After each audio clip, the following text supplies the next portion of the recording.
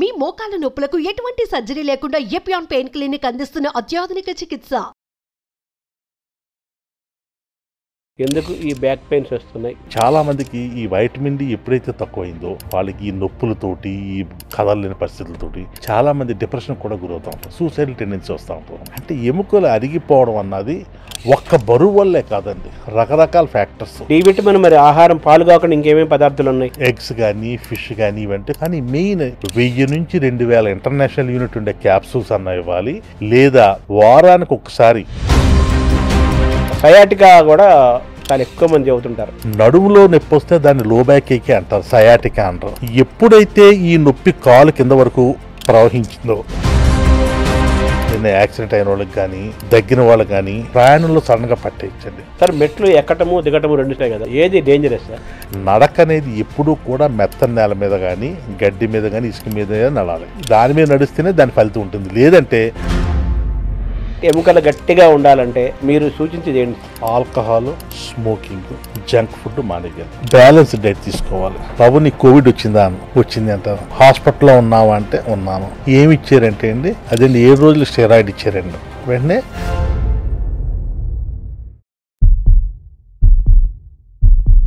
నమస్కారం, మనతో పాటు డాక్టర్ దర్శరామిరెడ్డి గారు ఉన్నారు. వారు సీనియర్ ఆర్థోపెడిక్ సర్జను. ఎముకల గురించి, అలాగే కీళ్ల గురించి, ఒళ్ళు గురించి బాగా తెలిసిన వ్యక్తి. ఎన్నో ఏళ్ల నుంచి కొన్ని వేల మందికి వారు వైద్య చికిత్సను అందించారు. మన కీళ్ళు, ఎముకలు బలంగా ఉండాలంటే, నొప్పులు లేకుండా ఉండాలంటే ఏం చేయాలి, ఏం చేయకూడదు, అలాగే ఆరోగ్యాన్ని మనం ఏ విధంగా పొందాలి, శరీర ఆకృతిని మనం ఏ విధంగా నిలబెట్టుకోవాలి, ఈ విశేషాలన్నీ వారి ద్వారా తెలుసుకుందాం. నమస్కారం డాక్టర్ గారు. నమస్కారం అండి. మామూలుగా ఆర్థోపెడిక్ సర్జన్ కనిపించగానే అందరికి ఫస్ట్ నాకు ఈ మధ్య బాగా మోకాళ్ళ నొప్పులు వస్తున్నాయి డాక్టర్ గారు అంటారు. అలాగే కొంతమంది ఏమో చిన్న వయసు వాళ్ళు కూడా బ్యాక్ పెయిన్ అంటున్నారు. ఈ షుగర్ పేషెంట్లు ఏమో కొంతమంది ఏమో ఈ భుజం నొప్పి అంటున్నారు. సో ఇలా ఇది చాలా పెద్ద సబ్జెక్టు. అలాగే ఈ నీ రీప్లేస్మెంట్స్ చాలా వచ్చేసాయి. ఓవరాల్గా మిగతా సబ్జెక్ట్తో పాటు ఆర్థోపెడిక్ సర్జన్ అడిగితే మిగతా డాక్టర్స్ లాగానే లైఫ్ స్టైల్ గురించి కూడా మాట్లాడుతున్నారు. అంటే ఒబెసిటీ, ఇవన్నీ కూడా, అంటే పోస్చర్స్, ఇవన్నీ కూడా ఆర్థోపెడిక్లో ఇప్పుడు సబ్జెక్టుగా మనం మాట్లాడుకోవాలి. ఎందుకు ఈ మోకాళ్ళ నొప్పులు వస్తున్నాయి, ఎందుకు ఈ బ్యాక్ పెయిన్స్ వస్తున్నాయి? బరువు ఎక్కువ ఉండి వయసు ఎక్కువైన వాళ్ళకే కాకుండా చిన్న వయసు వాళ్ళు కూడా ఇబ్బందులు పడుతున్నారు, చిన్న వయసు నుండి వస్తున్నాయి. దీనికి కారణాలు ఏంటి? సాధారణంగా ఏంటంటే ప్రాబ్లమ్స్ మన పూర్వీకులకు ఉన్నాయి, మనకి ఉన్నాయి, మన భవిష్యత్తులో వచ్చే నెక్స్ట్ జనరేషన్ కూడా ఉంటాయి. మన పూర్వీకులకి ఏంటంటే పెయిన్ టాలరెన్స్ చాలా ఎక్కువ ఉండేది. వాళ్ళ కాయ కష్టం ఎక్కువ చేసేవారు, శారీరక శ్రమ ఎక్కువ చేసేవారు. ఆ తిండి, ఆ నడవడిక అన్ని కూడా డిఫరెంట్. ఇప్పుడు ఏమైందంటే మనకి క్వాలిటీ ఆఫ్ లైఫ్ పెరిగింది అనుకుంటున్నాం, కానీ మనం తినే తిండి కానీ, మనం జీవించే ఈ ఆర్టిఫిషియల్ లివింగ్ అంటాను నేను అనేది, దీనివల్ల అంటే ఎయిర్ కండిషన్స్ ఎక్కువ వాడటము, తర్వాత ఊబకాయము, జంక్ ఫుడ్, కదలిక లేకుండా ఎక్కువసేపు కూర్చుని, ఎస్పెషల్లీ సాఫ్ట్వేర్ ఇంజనీర్స్. అదేవిధంగా మేము చెప్తాం, కానీ మేము కూడా సమాజంలో చెప్పాలంటే ఎక్కువ శాతం ఎఫెక్ట్ అయ్యేది డాక్టర్స్ కూడా. ఇంకేతంటే డాక్టర్స్ ఎక్కువ చెప్తారు కానీ ఫాలో అయ్యి తక్కువ. ఇది కూడా అది ఫ్యాక్ట్ అండి. అది ఇంకేతంటే సమయం, సందర్భం ఉండదు కాబట్టి వాళ్ళకి కూడా ఎప్పుడో మార్నింగ్ వెళ్తారు, నైట్ వస్తారు. నుంచుని ఆపరేషన్ చేయాలి, లేకపోతే కూర్చునే ఆపరేషన్ చేయాలి, లేకపోతే కూర్చుని అవుట్ పేషెంట్ చూస్తూ ఉంటారు. వీటితో ఏమైందంటే బాడీకి యాక్టివిటీ బాగా తగ్గిపోయింది. ఎస్పెషల్లీ ఈ సన్లైట్కి ఎక్స్పోజర్ కాకపోవడం వల్ల ఏదైతే సన్లైట్ నుంచి వచ్చే వైటమిన్ డి, అది యాక్చువల్గా ఒక కొరియర్ లాంటిది. మనం తీసుకున్న కాల్షియాన్ని అది ఏం చేస్తుందంటే బాడీలో వివిధ అవయవాలకి ట్రాన్స్పోర్ట్ చేస్తుంది. చాలామంది అనుకుంటారు కాల్షియం అనగానే బోన్సే అనుకుంటారు. కాల్షియం గుండెకి చాలా ఇంపార్టెంటు, లివర్కి చాలా ఇంపార్టెంటు, బ్రెయిన్కి చాలా ఇంపార్టెంట్, అలాగే కిడ్నీకి కూడా చాలా ఇంపార్టెంట్.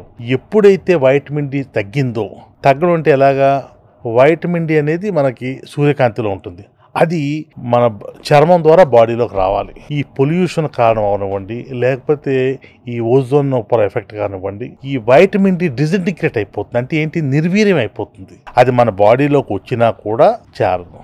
ఇంకోటి ఏంటంటే మన సౌత్ ఇండియన్స్ యొక్క స్కిన్ కొంచెం డార్క్. ఎందుకు, మెలనిన్ అనే పదార్థం మళ్ళీ ఉంటుంది. మెలనిన్ ఎవరైతే ఎక్కువలో ఉందో వాళ్ళలో వైటమిన్ డి తక్కువ అబ్జర్బ్ అవుతుంది. అదేవిధంగా బాగా తెల్లగా ఉన్న వాళ్ళలో కూడా వైటమిన్ డి బాగా తక్కువ అబ్జర్బ్ అవుతూ ఉంటుంది. ఉదాహరణ చెప్పాలంటే చాలామంది ఈ వ్యవసాయ కూలీలు ఉంటారు కదా, వస్తారు, వాళ్ళకి వైటమిన్ డి టెస్ట్ చేసినప్పుడు చాలా భయంకరంగా, సాధారణంగా 30 ఉండాలండి, వాళ్ళకి 10, 8, 5 ఉంటుంది. నువ్వు సన్లైట్కి ఎక్స్పోజ్ అవ్వట్లేదని అడిగాం అనుకోండి, అదేం డాక్టర్ గారు, నేను మార్నింగ్ 6 నుంచి ఈవినింగ్ 6 వరకు కూడా నేను ఎండలోనే పనిచేస్తాను, 360 రోజులు కూడా నేను ఎండలోనే ఉంటాను, నా చర్మం చూడండి ఎంత నల్లగా ఉందో, మాడి మసిపోతున్నట్టు ఉంటారు. కరెక్ట్ అయినా, అది కరెక్ట్. ఎందుకు?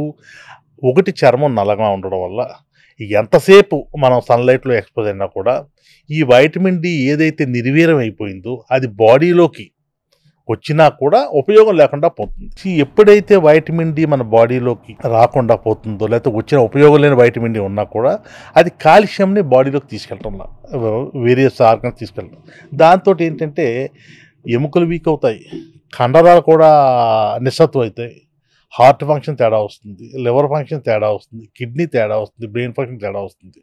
చాలామంది క్యాన్సర్కి, డయాబెటీస్కి, బీపీకి, ఇటువంటి వాటికి భయపడిపోతూ ఉంటారు.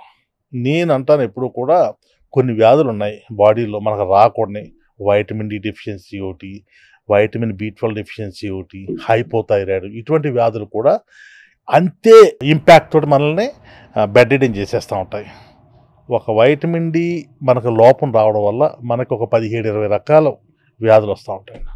కొంతమంది చాలా ఎఫిలియంట్ ఫ్యామిలీస్ అమ్మాయిలు వస్తుంటారు, డాక్టర్ గారు నాకు ఏమీ లోట్లేదు, నాకు ఇంట్లో పని మనుషులు ఉన్నారు, ఎయిర్ కండిషను, కాళ్ళు బయట పెట్టక్కర్లా, కానీ ఏంటో నేను 5 నిమిషాల సేపు నుంచోలేకపోతున్నాను, పడుకోవాలనిపిస్తుంది, నిస్సత్తుగా ఉంటుంది, ఎక్కడికైనా ఇక్కడి నుంచి అక్కడికి వెళ్ళేటప్పటికి కూర్చుంటే బాగుండి అనిపిస్తూ ఉంటుంది, ఇంట్రెస్ట్ పోతుంది, జీవితం మీద ఇంట్రెస్ట్, ఒక నిర్లిప్తత వచ్చేసింది, లేదా నిరాశ, ఒక్కొక్కసారి నాకు ఎందుకు బతుకుతున్నామా అని చెప్పేసి అన్న ఫీల్ వస్తూ ఉంటుంది. ఈ వైటమిన్ డి డెఫిషియన్సీ వల్ల మీరు నమ్మరండి, కొన్ని కుటుంబాల్లో కొన్ని కలతలు కూడా వచ్చినాయి. ఏంటి, మా కోడలు ఇంత బాగా చూసుకుంటున్నాం, అయినా కూడా అమ్మాయి ఏంటో నాకు ఇక్కడ నొప్పి అంటుంది, అక్కడ నొప్పి అంటుంది, ఏంటి ఏ డాక్టర్ దగ్గరికి వెళ్ళినా కూడా ఈ సమస్య ఏమీ లేదు అంటున్నారు. కానీ తీరా చూసి ఎలా ఉంటుందంటే యూ నేమ్ ద టెస్ట్ అండి, అన్నీ చేసేస్తారు ఒక వైటమిన్ డి తప్ప. అంటే వైటమిన్ డికి అంత ఇంపార్టెన్స్ ఇచ్చేవాళ్ళం కాదండి, ఇంక్లూడింగ్ మైసెల్ఫ్. గడిచిన ఇదివరకు ఏంటంటే ఎక్కడన్నా మీరు చిన్న విలేజ్లో డాక్టర్ దగ్గరికి వెళ్తే ఆ కాంపౌండ్ పిలిచారు, అబ్బాయి కొంచెం ఈ షుగర్ చూడరా అని చెప్పి యూరిన్ టెస్ట్ చేసేవాళ్ళు, అందులో ఆ టెస్ట్ని బట్టి షుగర్ ఎంత ఉందో చూడడం, అంచనాగా మందులు ఇవ్వడం జరిగేది.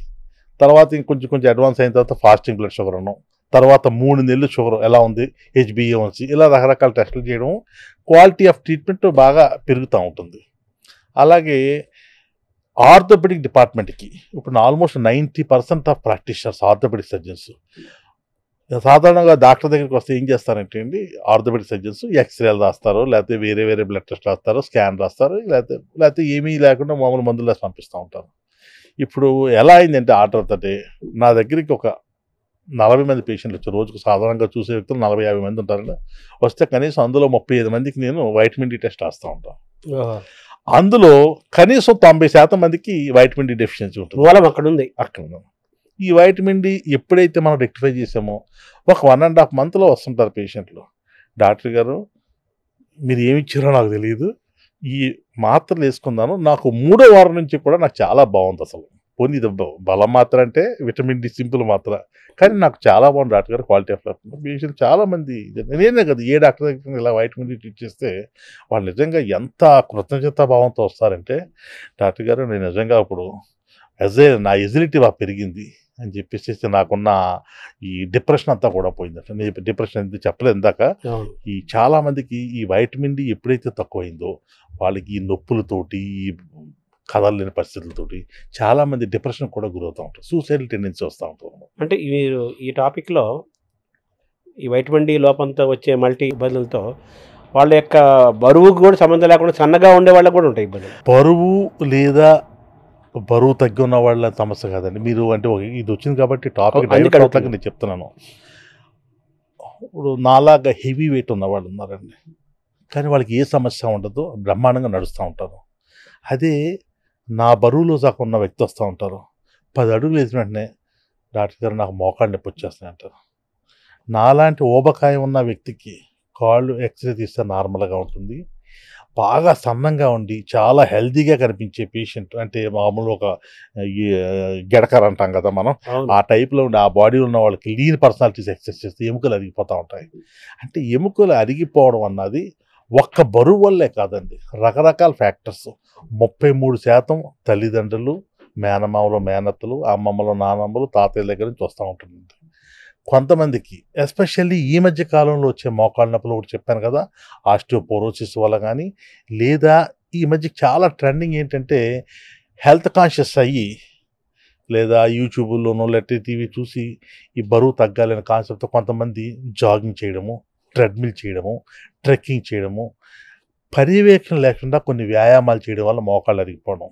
రెండోది చూసారు ఎవరన్నా కొంతమంది, డాక్టర్ గారు నేను వెహికల్ నుంచి పడ్డానండి, కాలు ట్విస్ట్ అయింది, లెగలేకపోయిన తర్వాత కాలు కొంచెం ఏదో మడత పడింది, పక్కన ఉన్న వాళ్ళు కాలు చేశారు, ఒక అరగంట తర్వాత ఇంటికి వెళ్ళి ఒక 3 వారాలు రెస్ట్ తీసుకుని మళ్ళీ మామూలుగా నడిచేసాను. కానీ అప్పుడప్పుడు నొప్పి. కానీ ఈ మధ్యకాలంలో ఈ యాక్సిడెంట్ అయ్యి 6 నెలలు అయింది, ఈ మధ్యకాలంలో నేను నడుస్తుంటే పడిపోతాను అనిపిస్తుంది, లేదా నడుస్తుంటే కాలు స్టక్ అవుతుంది, లేదా ప్రతి అడుగు కూడా నొప్పి వస్తున్నట్టు ఉంటారు. దాని అర్థం ఏంటంటే మోకాళ్ళలో ఉండే లెగ్మెంట్, మీకు వీల్ ఎలిమెంట్ అని చెప్తాం కదా మన వెహికల్స్లో, వీల్ ఎలిమెంట్ సరిగ్గా లేకపోతే టైర్ ఏ విధంగా అరిగిపోతుందో, మోకాళ్ళలో ఉండే లెగమెంట్స్ సరైన పొజిషన్లో లేకపోతే, లేదా తెగిన సాగిన బ్యాలెన్స్ అవుట్ అవుతుంది. సో యాక్చువల్లీ ఈక్వల్గా పడవలసిన ఒత్తిడి అనీవెన్గా పడుతుంది. ఆ పడినప్పుడల్లా, ప్రతిసారి పడినప్పుడల్లా కొంచెం ఆ కార్టిలేజ్ని దెబ్బతీస్తూ ఉంటుంది అన్నమాట. ఒక 6 నెలలు 9 నెలలకి నొప్పి. ఇది ప్రాబ్లం ఏంటంటే మన ఇండియాలో దాన్ని పెయిన్ టాలరెన్స్ అనాలా లేకపోతే కారణం ఎందుకు తెలియదు, కానీ వ్యాధి ముదిరే వరకు కూడా చాలామంది డాక్టర్ని అప్రోచ్ అవ్వరు, లేదా వాళ్ళు మనకి అదృష్టమో దురదృష్టమో తెలియదు కానీ చాలా వరకు మందులు మనకి మెడికల్ షాపుల్లో దొరికిస్తూ ఉంటాయి. అంటే ఇప్పుడంటే కొంచెం స్ట్రింజెంట్ అవుతుంది, కానీ ప్రిస్క్రిప్షన్ లేకుండా ఒక పెయిన్ కిల్లర్ ఇమ్మంటే ఆ మెడికల్ షాప్లో పనిచేసి కూడా పలానా మాత్రం కూడా అబ్బాయిని చెప్పి చేయడం, అది ఇండిస్క్రిమినేట్గా వాడేయడం, అది ఒక పద్ధతి లేకుండా తగిన జాగ్రత్తలు తీసుకోకపోవడం వల్ల ఏంటంటే ఈ మోకాళ్ళు అరిగి నడలేని పరిస్థితిలో డాక్టర్ దగ్గరికి వస్తూ ఉంటారు, అప్పటికే పరిస్థితి దాటిపోతూ ఉంటుంది. సో డి విటమిన్ పాత్ర ఎంత పర్సెంటేజ్ అండి ఇందులో? డి విటమిన్ యొక్క పాత్ర కనీసం 33% దీనివల్ల ఇలా చెప్పుకుంటే, దీనివల్ల కనీసం ఒక 80% వరకు ఉంటుంది. అబ్బో, 80% మేజర్ అదే, మేజర్ అదేనండి, మేజర్ అదే. వయసుతో సంబంధం లేదు, సంబంధం. మీరు నమ్మరు, ఎండలో ఆడే క్రీడాకారులకు కూడా చెమటోడ్చి క్రీడాకారులు చెప్పాను ఇంతకుముందు, రైతు వ్యవసాయ కార్యక్రమం చేసే వాళ్ళకు కూడా చాలా ఉంటుంది. ఒకటి మన పొల్యూషన్, 2 మన యొక్క బాడీలో ఉండే మెలనిన్ కంటెంట్. ఆ మెలనిన్ అనేది ఎక్కువ ఉండడం వల్ల ఏంటంటే అబ్జార్బ్ అవుతుంది అనమాట అండి. అలాగే ఈ ఎయిర్ కండిషన్లో ఎక్కువ ఉంటారు కదండి, కొంచెం సపోజ్ వాళ్ళకి వీటిష్ కలర్ ఉంటుంది, వాళ్ళు ఏంటంటే ఎయిర్ కండిషన్లో సన్లైట్ ఎక్స్పోజ్ అవ్వరండి, వాళ్ళకు కూడా ఎక్కువ. అంటే ఈ మధ్య కాలంలో ఎక్కువ అంటే మనకి ఇదివరకు ఒక 20-30 సంవత్సరాల వరకు కూడా ఎయిర్ కండిషన్లు పెద్ద వాడేవాళ్ళం కాదు, కానీ ఇప్పుడు ఈవెన్ చాలా families because of their increased quality of life, increased earning capacity and all, చిన్న కుటుంబాలు కూడా ఎయిర్ కండిషన్ వాడడం అలవాటు చేసుకున్నారు. అంటే మీరు చెప్తున్నట్టుగా ఏసీల్లో ఉండే వాళ్ళకి డి విటమిన్ ప్రాబ్లం వస్తుంది, ఎండలో పనులు చేసే పొలాల్లో పనిచేసే వాళ్ళకు డి విటమిన్ ప్రాబ్లం వస్తుంది. ఎందుకు ఈ తేడా ఏంటి? ఎందుకు డి విటమిన్ ప్రాబ్లం వస్తుంది? రాకూడదు కదా, సూర్యుడికి ఎక్స్పోజ్ అయితే డి విటమిన్ రావాలి. అయితే ఆల్రెడీ పైన మీరు అల్ట్రావైలెట్ రేస్ అనేది దెబ్బతిన్నాయి పొల్యూషన్ వల్ల, మొత్తం మనకి యాక్చువల్గా ఒకప్పుడు ఉండే డి విటమిన్ ఇప్పుడు అందట్లేదు అని అంటున్నారు వాళ్ళకి. అలాగే ఏసీల్లో ఉండే వాళ్ళకి, లోపల ఉండే వాళ్ళకి కూడా ఎలాగో డి విటమిన్ ఎవరు కదా. సో డి విటమిన్ పాత్ర 80% ఉంది. ఇప్పుడు మీరు చెబుతుంది అంటే డి విటమిన్ ఎలా తెచ్చుకోవాలి సహజంగా అంటే సాధారణంగా ఏంటంటే మీకు వెస్టర్న్ కంట్రీస్ కానీ, ఎస్పెషల్లీ స్కాండినేవియన్ కంట్రీస్, లేదా ఈస్టర్న్ ఎక్కడైతే ఈ చలి ఎక్కువ ఉంటుందో, ఆస్ట్రియా కానీ జర్మనీ కానీ ఇప్పుడు కానీ అంటే వాళ్ళ వాడే మిల్క్లో అంటే పాలల్లో పోర్టిఫైడ్ అంటే వైటమిన్ డి పోర్టిఫైడ్ అంటుంటాం అనమాట. అంటే ఏంటంటే అక్కడ క్వాలిటీకి చాలా ఇంపార్టెన్స్ ఇస్తారు. అక్కడ అన్నీ కూడా స్ట్రింజెంట్ లాస్ ఉంటాయన్నమాట, ఎక్కడ కూడా మనకి కల్తీ అనేది జరగదు. వాళ్ళు ప్రతిదీ కూడా చూసి పోర్టిఫై చేస్తారు. ఆ పోర్టిఫైడ్ మిల్క్ కంపల్సరీగా తాగాలి అని చెప్పేసి అడ్వైజ్ చేయడము.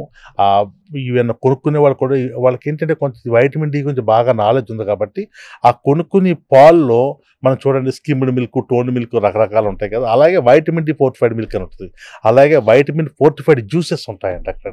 ఈ చూసుకుని తీసుకోవడం వల్ల వాటిలో డైలీ వైటమిన్ డి వస్తుంది.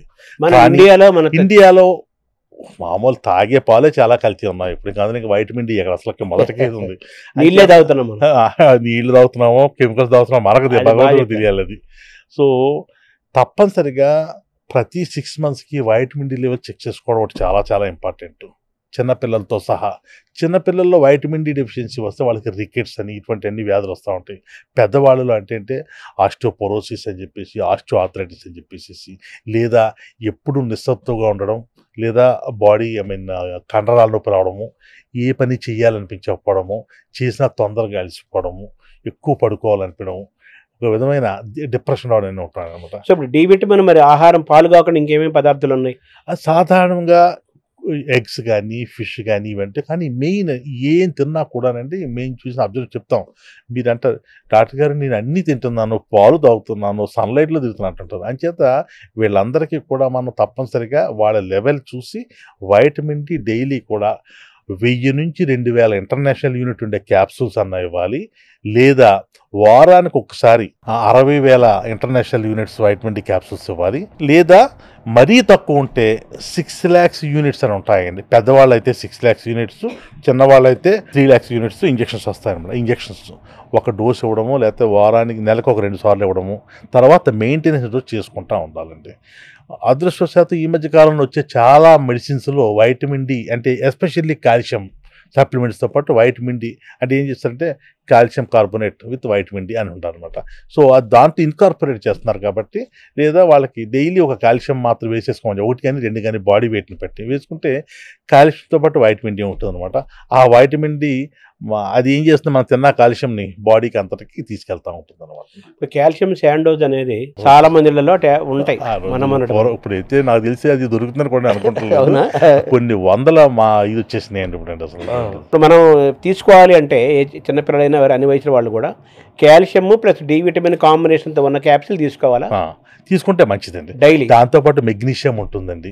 అదేవిధంగా కొన్ని బి కాంప్లెక్స్ ఎస్పెషల్లీ జింక్ ఉండేది ఉంటుంది, vitamin B1, B2, B6, B12 రకరకాల ఇవన్నీ ఉంటాయి. మినరల్స్ అంటాం, మినరల్స్, యాంటీ ఆక్సిడెంట్స్ ఉంటాయి. ఇవన్నీ కూడా మనం తీసుకోవాలి కంపల్సరీగా. ఇవన్నీ కంబైన్డ్గా ఒకటి ఉండదా? అంటే ఏమవుతుందంటే దాని యొక్క ఇంటెగ్రిటీ దెబ్బతింటుందండి. అంటే ఒకదానికొకటి మ్యాచ్ అవ్వదు అనమాట. ఒకసారి కాల్షియం ఇంకొక బి కాంప్లెక్స్ వెళ్తే అది డిసింటిగ్రేట్ అయ్యే ప్రమాదం ఉంటుంది. అంచేత దేనికి దానికి సెపరేట్ బి కాంప్లెక్స్ మాత్రలన్నీ ఒకటి విధంగా వేసుకోవాలి. యాంటీ ఆక్సిడెంట్స్, కాల్షియం అనేది సెపరేట్ ఎంటిటీ అనమాట, రెండు కలిపి వేసుకోలేము. కాల్షియము డి విటమిన్ కలిపి కంబైన్డ్ కాంబినేషన్ క్యాప్సూల్స్ వచ్చాయి, అదొకటి మెగ్నీషియం వచ్చింది, అందులో మెగ్నీషియం కూడా ఉంది, అది కూడా చాలా ఇంపార్టెంట్ ఎలిమెంట్. 3 కలిపి ఉంది ఎప్పుడు? చాలా ఉన్నాయండి, అలా కొన్ని వందలు ఉన్నాయండి మార్కెట్లో. అంటే మామూలు సామాన్యుడు వేసుకోవాలంటే మెగ్నీషియము, కాల్షియము, డి విటమిన్ కలిపిన ఒక క్యాప్సూల్ ఒకటి వేసుకోవాలి, అలా బి కాంప్లెక్స్ ఒకటి వేసుకోవాలి, అంతే కదా? బేసిక్ అవి రెండు ఒకటి వేసేసుకుంటారు, ఒక్కపడి వేసుకోవాలి. కాఫీ దాని చాలా మందికి అపోహ ఏంటంటే కాల్షియం మాత్రం వేసుకుంటే కిడ్నీ స్టోన్స్ వచ్చేస్తాయట, గాల్ స్టోన్స్ వచ్చేస్తా అంటుంటారు. కానీ చాలామంది తెలియక వాళ్ళ మాటలు వీళ్ళ మాట వినేసి అది వేసుకోవడం మానేయడం చేస్తూ ఉంటారు. లేకపోతే 2 నెలలు వేసుకుని అందరికీ చెప్తాను, మీరు రోజుకి 2 మాత్రల్లో 6 నెలలు వేసుకున్నా ఏం కాదు, నాది గ్యారంటీ చెప్పారు. కానీ చాలామందికి అపోహలు ఉంటాయండి.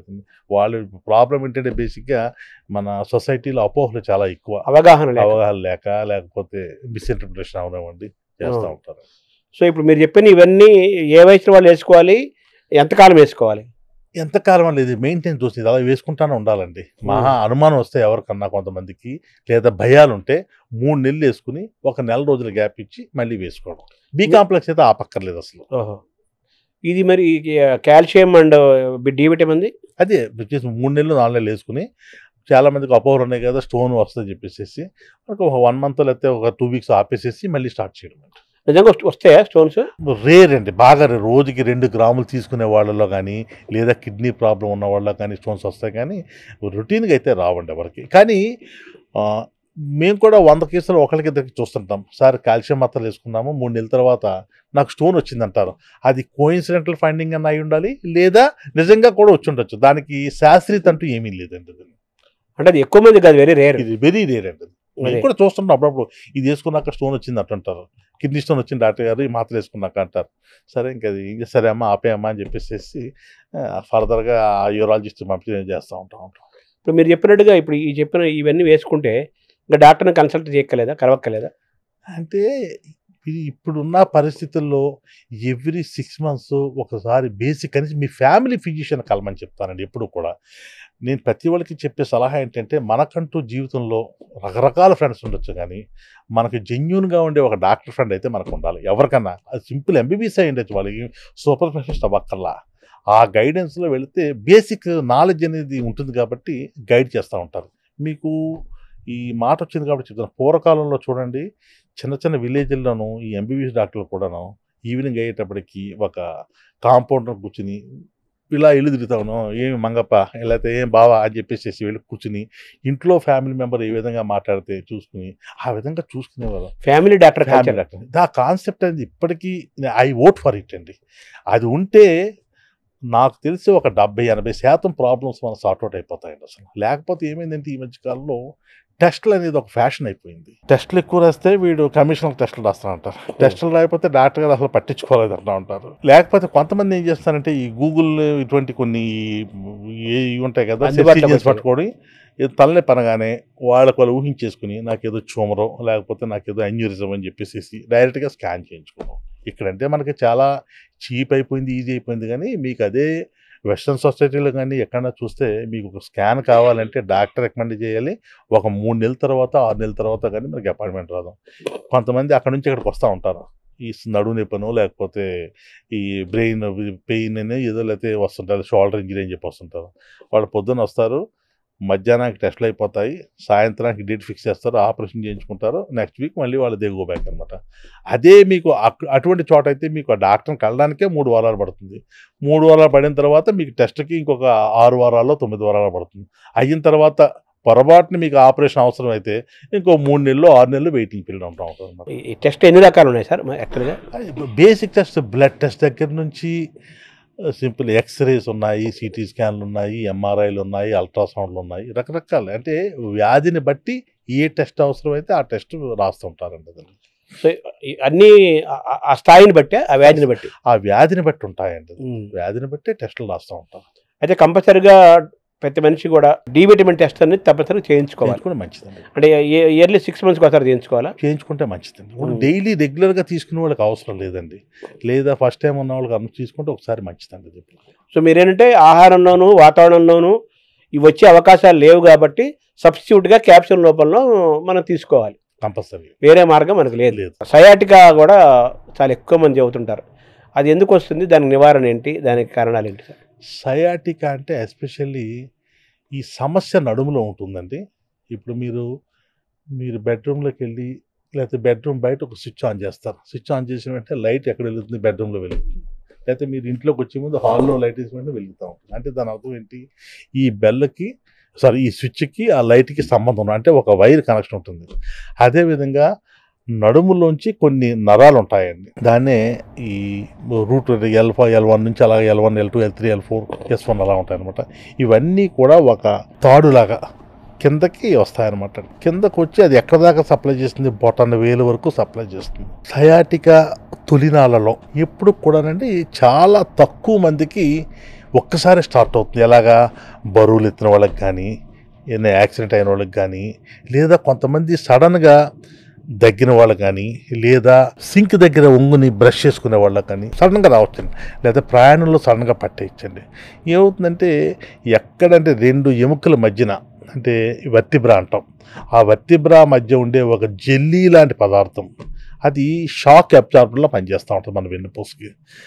అది నరం మీదకి వెళ్లకుండా ఒక పొర ఉంటుంది, లెగమెంట్స్ అంటాం. ఇది ఏమవుతుందంటే అండి, ఇలాగా బరువులు ఎత్తినప్పుడు కానీ, దగ్గినప్పుడు కానీ, లేదా యాక్సిడెంట్ అయినప్పుడు కానీ, లేదా వీక్ అయినప్పుడు కానీ అది కొంచెం చిన్న కన్నం పడుతుంది. కన్నం పడిన వెంటనే ఏదైతే జెల్లీలా ఉందో పదార్థం అది ఒక నెగిటివ్ స్పేస్ ఉంటుంది అనమాట, సప్ అని చెప్పి ఒక్కసారి లాగుతుంది అనమాట. అప్పుడు దాకా మాట్లాడుతూ ఉంటాడు, ఇలా లెగుస్తూ ఉంటాడు, లెగిసి ఒకసారి కూలబడిపోతుంది. ఏమైందంటే ఏమి తెలియదు, సడన్గా నడుములో విపరీతమైన నొప్పి వచ్చేసిందని చెప్పేసి విపరీతంగా బాధపడుతూ ఉంటారు. నడుములో నొప్పి వస్తే దాన్ని లో బ్యాక్ ఏకే అంటారు, సయాటికా అంటారు. ఎప్పుడైతే ఈ నొప్పి కాలు కింద వరకు ప్రవహించిందో దాన్ని సయాటికా అంటారు. ఇప్పుడు అదేవిధంగా మెడలో నరాలు ఒత్తుకున్నప్పుడు దాన్ని బ్రేకియాలజీ అంటారు. దీనికి కవల సోదరుడు సయాటికా అనమాట. సాధారణంగా ప్రపంచంలో ప్రతి వ్యక్తి కూడా జీవితంలో 3 నుంచి 5 రోజులు నడువు నొప్పితో మంచం మీద పడుకుంటారు. ఏ వ్యక్తి అన్న ప్రపంచంలో ఏ దేశంలో వ్యక్తి, అది రూల్ అనమాట. వెళ్ళిపోయారు, కరెక్ట్గా చెప్పారు. అంటే అది సింపుల్ బ్యాక్ ఏక్ అయి ఉండొచ్చు, సయాటిక్ అయి ఉండొచ్చు, లేకపోతే వేరే కారణం ఉండొచ్చు. కానీ కారణం అనేది నడువు నొప్పి. మళ్ళీ ఇంకోటి ఇక్కడ చెప్పదలుచుకున్నాను, సయాటికా అనేది నడువు నొప్పికి కారణం. అలాగే నడువు నొప్పి కారణాలు చాలా ఉన్నాయి. నేను ఎప్పుడు కూడా నడువు నొప్పిని వ్యాధి అని అన్నాను. నడువు నొప్పి అనేది ఒక వ్యాధి యొక్క లక్షణం. మీరు ఉదాహరణకి ఏం చెప్తారంటారు, సపోజ్ వెన్నుపూసలో టీబీ వచ్చిందనుకోండి, నడువు నొప్పి వస్తుంది. వెన్నుపూసలో ఫ్రాక్చర్ అయిందనుకోండి, నడువు నొప్పి వస్తుంది. వెన్నుపూసలో ఆస్టియోపోరోసిస్ వచ్చిందనుకోండి, నడువు నొప్పి వస్తుంది. కిడ్నీ స్టోన్ ఉందనుకోండి, నడువు నొప్పి వస్తుంది. స్త్రీకి సంబంధం అయిన గర్భ సంబంధమైన వ్యాధులు వచ్చినాయి అనుకోండి, అది యూరినరీ ట్రాక్ట్ ఇన్ఫెక్షన్, అంటే మనం మూత్రం పోసుకుంటాం కదా, ఆ ఏరియాలో ఇన్ఫెక్షన్ వస్తాయి, అది కూడా రావచ్చు. లివర్ యాప్సిస్ రావచ్చు. కిడ్నీలో ఉండే ఏదైనా యాప్సిస్ అది కూడా రావచ్చు. లేదా కొన్ని క్యాన్సర్ సంబంధమైన వ్యాధులు, అంటే మెటాస్టసిస్ అంటాం. బాడీలో ఎక్కడో క్యాన్సర్ ఉంటుంది, ఎవ్వరికీ తెలియదు, సైలెంట్గా ఒక దొంగలాగా నెక్కుంటుంది. దాని యొక్క రిజల్ట్ మెట్స్ అంటాం అనమాట. చాలామందికి మెట్స్ అంటే మెటాస్టసిస్. డాక్టర్ గారు నాకు చాలా నొప్పి వస్తుంది, అసలు నిద్రపోలేకపోతున్నాను, 3 నెలల నుంచి వస్తుంది, ఏదో నొప్పి కదా అని చెప్పేసి నేను అసెస్ చేశాను, కానీ ఇది భరించలేకపోతున్నాను, నేను చాలా హెల్తీగా ఉంటాను, ఏ సమస్య లేదని చెప్పేసి. ఒక 65 సంవత్సరాలు 70 సంవత్సరాలు దాటి వచ్చినాడు. సాధారణంగా మా దగ్గర ఎంత నొప్పితో వస్తే మేము 2 సస్పెక్ట్ చేస్తాం, 3 సస్పెక్ట్ చేస్తాం. ఒకటి ఆస్టియోపోరోటిక్ ఫ్రాక్చర్ అన్న అయి ఉండాలి, లేదా టీబీ లాంటి ఇన్ఫెక్షన్ అన్న అయి ఉండాలి, లేదా 3 మెట్స్ అన్న అయి ఉండాలి. ఈ వయసులో రాస్తే చాలామంది డాక్టర్ గారు స్కాన్ ఎందుకు అంటుంటారు, కానీ చెప్తాం, కన్విన్స్ చేస్తాం, బాబు అలా ఇప్పుడు క్యాన్సర్ డైరెక్ట్గా చెప్పం, కానీ అనుమానం ఉంది, కొంచెం చేయించుకోవడం అవుతుంది. యూజువల్గా 100కి 60 నుంచి 70% ఏదో ప్రాబ్లం బయటపడుతుంది. Especially wedge compression fractures. అంటే ఏమవుతుందంటే అండి, ఈ గతుకుల రోడ్లోను ఆటోలో కూర్చున్నప్పుడు పైకి జంప్ అవుతుంది కదండి, జంప్ అయినప్పుడు వెన్నుపూస ఎవరికైతే వైటమిన్ డి డెఫిషియన్సీ తక్కువయ్యి ఆస్టియోపోరోసిస్ అయిందో, ఈ ఎముకలు ఏం చేస్తాయంటే మనం వేయించిన పాపడ్లా అయిపోతాయి, పలకమంటాయి అనమాట. ప్రతి నొప్పి వస్తూ ఉంటుంది. అప్పుడు తెలియదు వాళ్ళకి, అప్పుడు ఏదో గాలి బెట్లా ఉంటుంది, వాడు ఏదో నొప్పి అనుకుంటాడు, కానీ నడుస్తుంటే నెమ్మదిగా ఫ్రాక్చర్ కొంచెం పెద్దదవుతుంది అనమాట. పెద్దదయ్యి మనిషి కూర్చోలేడు, నుంచోలేడు, పడుకోలేడు అనమాట. అది కూడా అటువంటి వస్తే అదృష్టమే, క్యాన్సర్ కాకుండా. ఎప్పుడైతే మెడ్స్ అని చెప్పానో అప్పటికే మనకి is out of our hands అనమాట. అప్పటికే బాడీ అంతా స్ప్రెడ్, ఎప్పుడైతే స్టేజ్ దాటిపోతుంది. అంటే అదృష్టవశాత్తు ఏంటంటే క్యాన్సర్ కూడా బాగా, అంటే ఇప్పుడు క్యాన్సర్ ట్రీట్మెంట్ కూడా బాగా వర్సటైల్ వచ్చింది కాబట్టి మెటాస్టసిస్ వచ్చినా కూడా క్వాలిటీ ఆఫ్ లైఫ్ పెంచుతున్నారు, లైఫ్ స్పాన్ పెంచుతున్నారు. డిఫరెంట్ సబ్జెక్ట్ అనుకోండి, ఇలాగనమాట. కారణాలు అంటే ఏంటి, రకరకాల కారణాలు. ఇది చెప్పింది కదండి, బరువు వల్ల అయిండొచ్చు, వైటమిన్ డి డెఫిషియన్సీ వల్ల అయిండొచ్చు, హైపోథైరాయిడ్ వల్ల అయిండొచ్చు, యాంకిలోజింగ్ స్పాండిలోసిస్ అని ఒక కీళ్ళ వ్యాధి అండి, రొమటాయిడ్ ఆర్థరైటిస్, అలాగే నేను చెప్పాను urinary tract infection, liver abscess, kidney stone, and అబ్డామిన్లో ఇన్ఫెక్షన్, అంటే పేగులో ఏదైనా టీబీ ఉన్నా కూడా నడువు నొప్పి రావచ్చు అనమాట. డిస్క్ ప్రొలాప్స్ అయి ఉండొచ్చు. మీరు అన్న సయాటికా కారణం disc prolapse. Back pain sir same ఇదేనండి, సేమ్ ఏదైతే చెప్పానో బ్యాక్ పెయిన్కి కారణాలు అన్నీ కూడా ఇప్పుడు ఇంతకుముందు మీతో మాట్లాడిన అన్నీ కూడా అదేనండి కారణాలు. తర్వాత ఈ మోకాళ్ళల్లో గుజ్జు అరిగిపోవటము, ఇప్పుడేమో రీప్లేస్మెంట్ కూడా వస్తున్నాయి కదా, దీన్ని ఎలా చూడాలి? ఇప్పుడేంటి చాలా నుంచి ఉన్నాయి. వాజ్పేయి గారి పుణ్యమా అని చెప్పేసి ఇండియాలో అది ఎక్కువ మంది తెలిసింది. చాలా ప్రతి 10వ వ్యక్తి మోకాళ్ళ ఆపరేషన్ చేయించేసుకుంటున్నాం అంటున్నారు. అదేంటంటే సాధారణంగా ఇదివరకు ఏంటి చెప్పేవాళ్ళం కదా, మనకి పూర్వీకులకి పెయిన్ టాలరెన్స్ చాలా ఎక్కువ ఉండేది. చెప్పారు. ఈ పెయిన్ టాలరెన్స్ పట్టించుకునేవాళ్ళు కాదు. ఇప్పుడు ఏంటంటే జనాలకి క్వాలిటీ ఆఫ్ లైఫ్ కావాల్సి వస్తుంది. చిన్న నొప్పి ఉన్నా కూడా గబుక్కుని డాక్టర్ దగ్గర పరిగెడుతున్నాం. కొంతమంది ఎలా ఉంది ఎక్స్ట్రీమ్ అనమాట. కొంతమంది ఏమీ లేకపోయినా కూడా ఏదో ఉందని చెప్పి అనుమానపడి వచ్చేయడం కొంతమంది ఉన్నారు. కొంతమందికి వ్యాధి బాగా ముదిరిపోయినా ఏం కాదులే, డాక్టర్ అంటే భయమనో లేకపోతే ఫైనాన్షియల్ కండిషన్ కానీ లేకపోతే అపోహల వల్ల కానీ వీటి వల్ల కూడా ఇచ్చేయటం ఎక్స్ట్రీమ్స్ ఉన్నాయన్నమాట. ఈ సాధారణంగా ఆస్టియోఆర్థరైటిస్ ఎలా వస్తుందంటే అండి, 1 జెనెటిక్ చెప్పాను 33%, 2 ఊబకాయం, 3 వీళ్ళు చేసే అవాంఛితమైన కార్యక్రమాలు. అంటే అవాంఛితం అంటే చెడు కాదు నేను చెప్పేది, జాగింగ్ చేయడం కానీ, ట్రెడ్మిల్ చేయడం కానీ, జుంబా కానీ, ట్రెక్కింగ్ కానీ, ఎక్కువ అతిగా ఎక్సర్సైజ్, అతిగా ఆడాలు చేయడం, చిన్న యాక్సిడెంట్లు అయినప్పుడు ఎస్పెషల్లీ నేను ఇంతకుముందు చెప్పాను, దాన్ని అసలు ఏదో ఇరుకుని పట్టింది, లేకపోతే పట్టేసింది కాలు, తర్వాత ఏమో సెట్ అయిపోయింది, అతను నడుస్తున్నాను, ఒక 9 నెలల తర్వాత నడలేని పరిస్థితి అంటారు. అంటే అప్పుడే లిగమెంట్ ఇంజరీ అయిందండి. లెగమెంట్ ఇంజరీ ఎప్పుడైతే అయ్యిందో అప్పుడు బ్యాలెన్స్ అవుట్ అయ్యి మోకాలు అరిగిపోతూ ఉంటుంది అనమాట. వైటమిన్ డి డెఫిషియన్సీ వల్ల కూడా ఈ ఎముకలు బలహీనత పడి ఆస్టియోఆర్థరైటిస్ రావడము. ఏజ్ ఫ్యాక్టర్ కూడా ఉంటుందా? ఏజ్ ఫ్యాక్టర్ ఉంటుంది, కానీ మీరు ఇదివరకు ఆస్టియోఆర్థరైటిస్ అంటే మేము చదువుకునే రోజుల్లో 35 సంవత్సరాల క్రితం 60 సంవత్సరాలు 70 సంవత్సరాలు చూసేవాళ్ళం. ఇప్పుడు మీరు 45 సంవత్సరాలు కూడా చూస్తారు. 30స్లోకి వచ్చేస్తారు. ఇప్పుడు ఆర్థరైటిస్ సాధారణంగా ఎముక అరగడం అన్నది మనం నడక మొదలెట్టినప్పటి నుంచి, ఒక శిశువు 9 నెలలకో సంవత్సరానికి నడడం మొదలెడతాం, అప్పటి నుంచి కూడా ఎముక అరగడం మొదలవుతూ ఉంటుంది. ఎప్పుడైతే నడక మొదలెట్టామో అదే క్షణం నుంచి ఎముక ఫామ్ అవడము, ఎముక అరగడం అవుతుంది. అదే స్త్రీలలో 45 సంవత్సరాలు వచ్చేటప్పటికి సాధారణంగా బరువులో మార్పు వస్తుంది, అది హార్మోనల్ చేంజెస్ వస్తాయి. తర్వాత ఇంకోటి దురదృష్టం ఏంటంటే మన తెలుగు రాష్ట్రాల్లో ఎక్కువ ఈ హిస్టెక్టమీ ఆపరేషన్లు ఎక్కువ చేయించుకుంటుంటారు, రకరకాల కారణాలు, దాని డీటెయిల్స్ చదవచ్చుకోలేదు. దానివల్ల ఏంటంటే చాలా మందికి ఇప్పటికీ ట్రెడిషన్ ఏంటంటే ఇది ఆపరేషన్ చేయించుకున్న తర్వాత హిస్టెక్టమీ అనేటప్పటికి ఎస్పెషల్లీ పల్లెటూళ్ళలో ఆ వ్యక్తిని కదలకుండా 3-4 నెలలు అలా బెడ్ రెస్ట్ ఇచ్చేస్తారు. ఇచ్చేసేసి ఆపరేషన్ అయింది కదా అని చెప్పేసి చాలా డైట్, బలమైన డైట్ అని, అంటే చాలా బాగా తినాలి పెడతారు. తినేది ప్రోటీన్ పెడితే పర్లేదు, కానీ కార్బోహైడ్రేట్స్ ఎక్కువ పెట్టేస్తారు. చాలా డేంజర్ అనమాట. నిజంగా మనం చేతితో విషం పోసినట్టే అది. ఈ కార్బోహైడ్రేట్ ఎప్పుడైతే ఎక్కువ పెరిగిపోయిందో, ఆపరేషన్ ముందు 50 కిలోలు ఉన్న వాళ్ళు వీళ్ళు బెడ్ రెస్ట్ తీసుకుని మామూలుగా నడక మొదలెట్టేటప్పటికి అది 70 కిలోలు 75 కిలోలు. ఒకసారి ఎప్పుడైతే ఈ హిస్టెక్టమీ చేశారో దాంతోపాటు ఈ ఓవరీస్ కూడా తీసేస్తుంటారు కొంతమంది. ఈ యొక్క హార్మోనల్ ఇంబ్యాలెన్స్ వచ్చేసి ఎముకలు ఇదైపోవడం, వాళ్ళు ఆస్టియోఆర్థరైటిస్. ఇంకోటి ఏంటంటే మన ట్రెడిషన్ చాలామంది ఇప్పటికీ కూడా మార్నింగ్ లేచి, అంటే ఇప్పుడంటే వెస్టర్న్ టాయిలెట్స్ ఉన్నాయి కానీ ఇప్పటికీ కూడా చాలామంది ఇండియన్ టాయిలెట్స్ వాడుతూ ఉంటారు. 2 కింద కూర్చుని పూజలు చేయడం, కింద కూర్చుని భోజనం చేయడం, ఈ కార్యక్రమాలు చేస్తూ ఉంటారు. అదేవిధంగా ఇప్పుడంటే లిఫ్ట్లు వస్తున్నాయి కానీ పూర్వకాలంలో ఎక్కువ మెట్లు ఎక్కువ ఉంటాయి. ఈ మెట్లు ఎక్కువ వాడడం వల్ల కూడా ఈ మోకాళ్ళ నొప్పి, ఎస్పెషల్లీ మన ఇండియన్ ఉమెన్ యొక్క హైట్ కొంచెం తక్కువ కంపేర్ టు చూస్తే. ఈ 45 సంవత్సరాలు వచ్చేటప్పటికి ఎస్పెషల్లీ చాలామందికి యూట్రస్ అనగానే అది పిల్లల కన్నాకి ఉన్న అవయవం అని అనుకుంటారు. పిల్లలు కనీసం కదా, ఏదో రేపు పొద్దున మా అమ్మకు వచ్చింది లేకపోతే మా అక్కకు వచ్చింది, క్యాన్సర్ ఉంది, తీయించేసుకుంటే అయిపోద్ది భయంతో చాలామంది తీయించేసుకుంటారు. చాలామంది హిస్టెక్టమీని మనకి ఇంకా అవసరం లేదు, దీంతో పిల్లలు కనీసం కదా, 2 పిల్లలు అయిపోయింది, ఇంక తీసేసుకుందాం, రేపు పొద్దున క్యాన్సర్ వస్తే ఎవరు పడతారని చెప్పి భయంతో హిస్టెక్టమీ చేయించుకున్న వాళ్ళు కోకొల్లు అనమాట. నేను చూసిన వాళ్ళు ఎప్పుడైతే ఇలా చేయించుకున్నారో వాళ్ళు అబ్నార్మల్గా బరువు పెరగడము, ఆ బరువు మోకాళ్ళ మీద చేయడం. ఈ 45 సంవత్సరాలు వచ్చేటప్పటికి 80 కిలోలు 90 కిలోలు అయిన స్త్రీలను చాలామంది చూస్తాను. ఎస్పెషల్లీ కొంత షార్ట్ ఉంటారు, ఇది ఉంటుంది హార్మోనల్ చేంజెస్, ఒక 3 నెలల పాటు ఏ పని చేయకుండా ఉంటారు. ఈ బరువు పెరగడము అన్ని డబుల్ కొలాటరల్ డ్యామేజ్ అంటాం ఇట్లని. వీటితో ఏంటంటే ఎస్పెషల్లీ స్త్రీల్లో 45 సంవత్సరాలు అయ్యేటప్పటికి ఆర్థరైటిస్ మొదలవడం అంటే దానికి ఎఫెక్ట్ కనిపిస్తుంది. పురుషుల్లో అయితే 50 సంవత్సరాలకు మొదలవుతూ ఉంటుంది.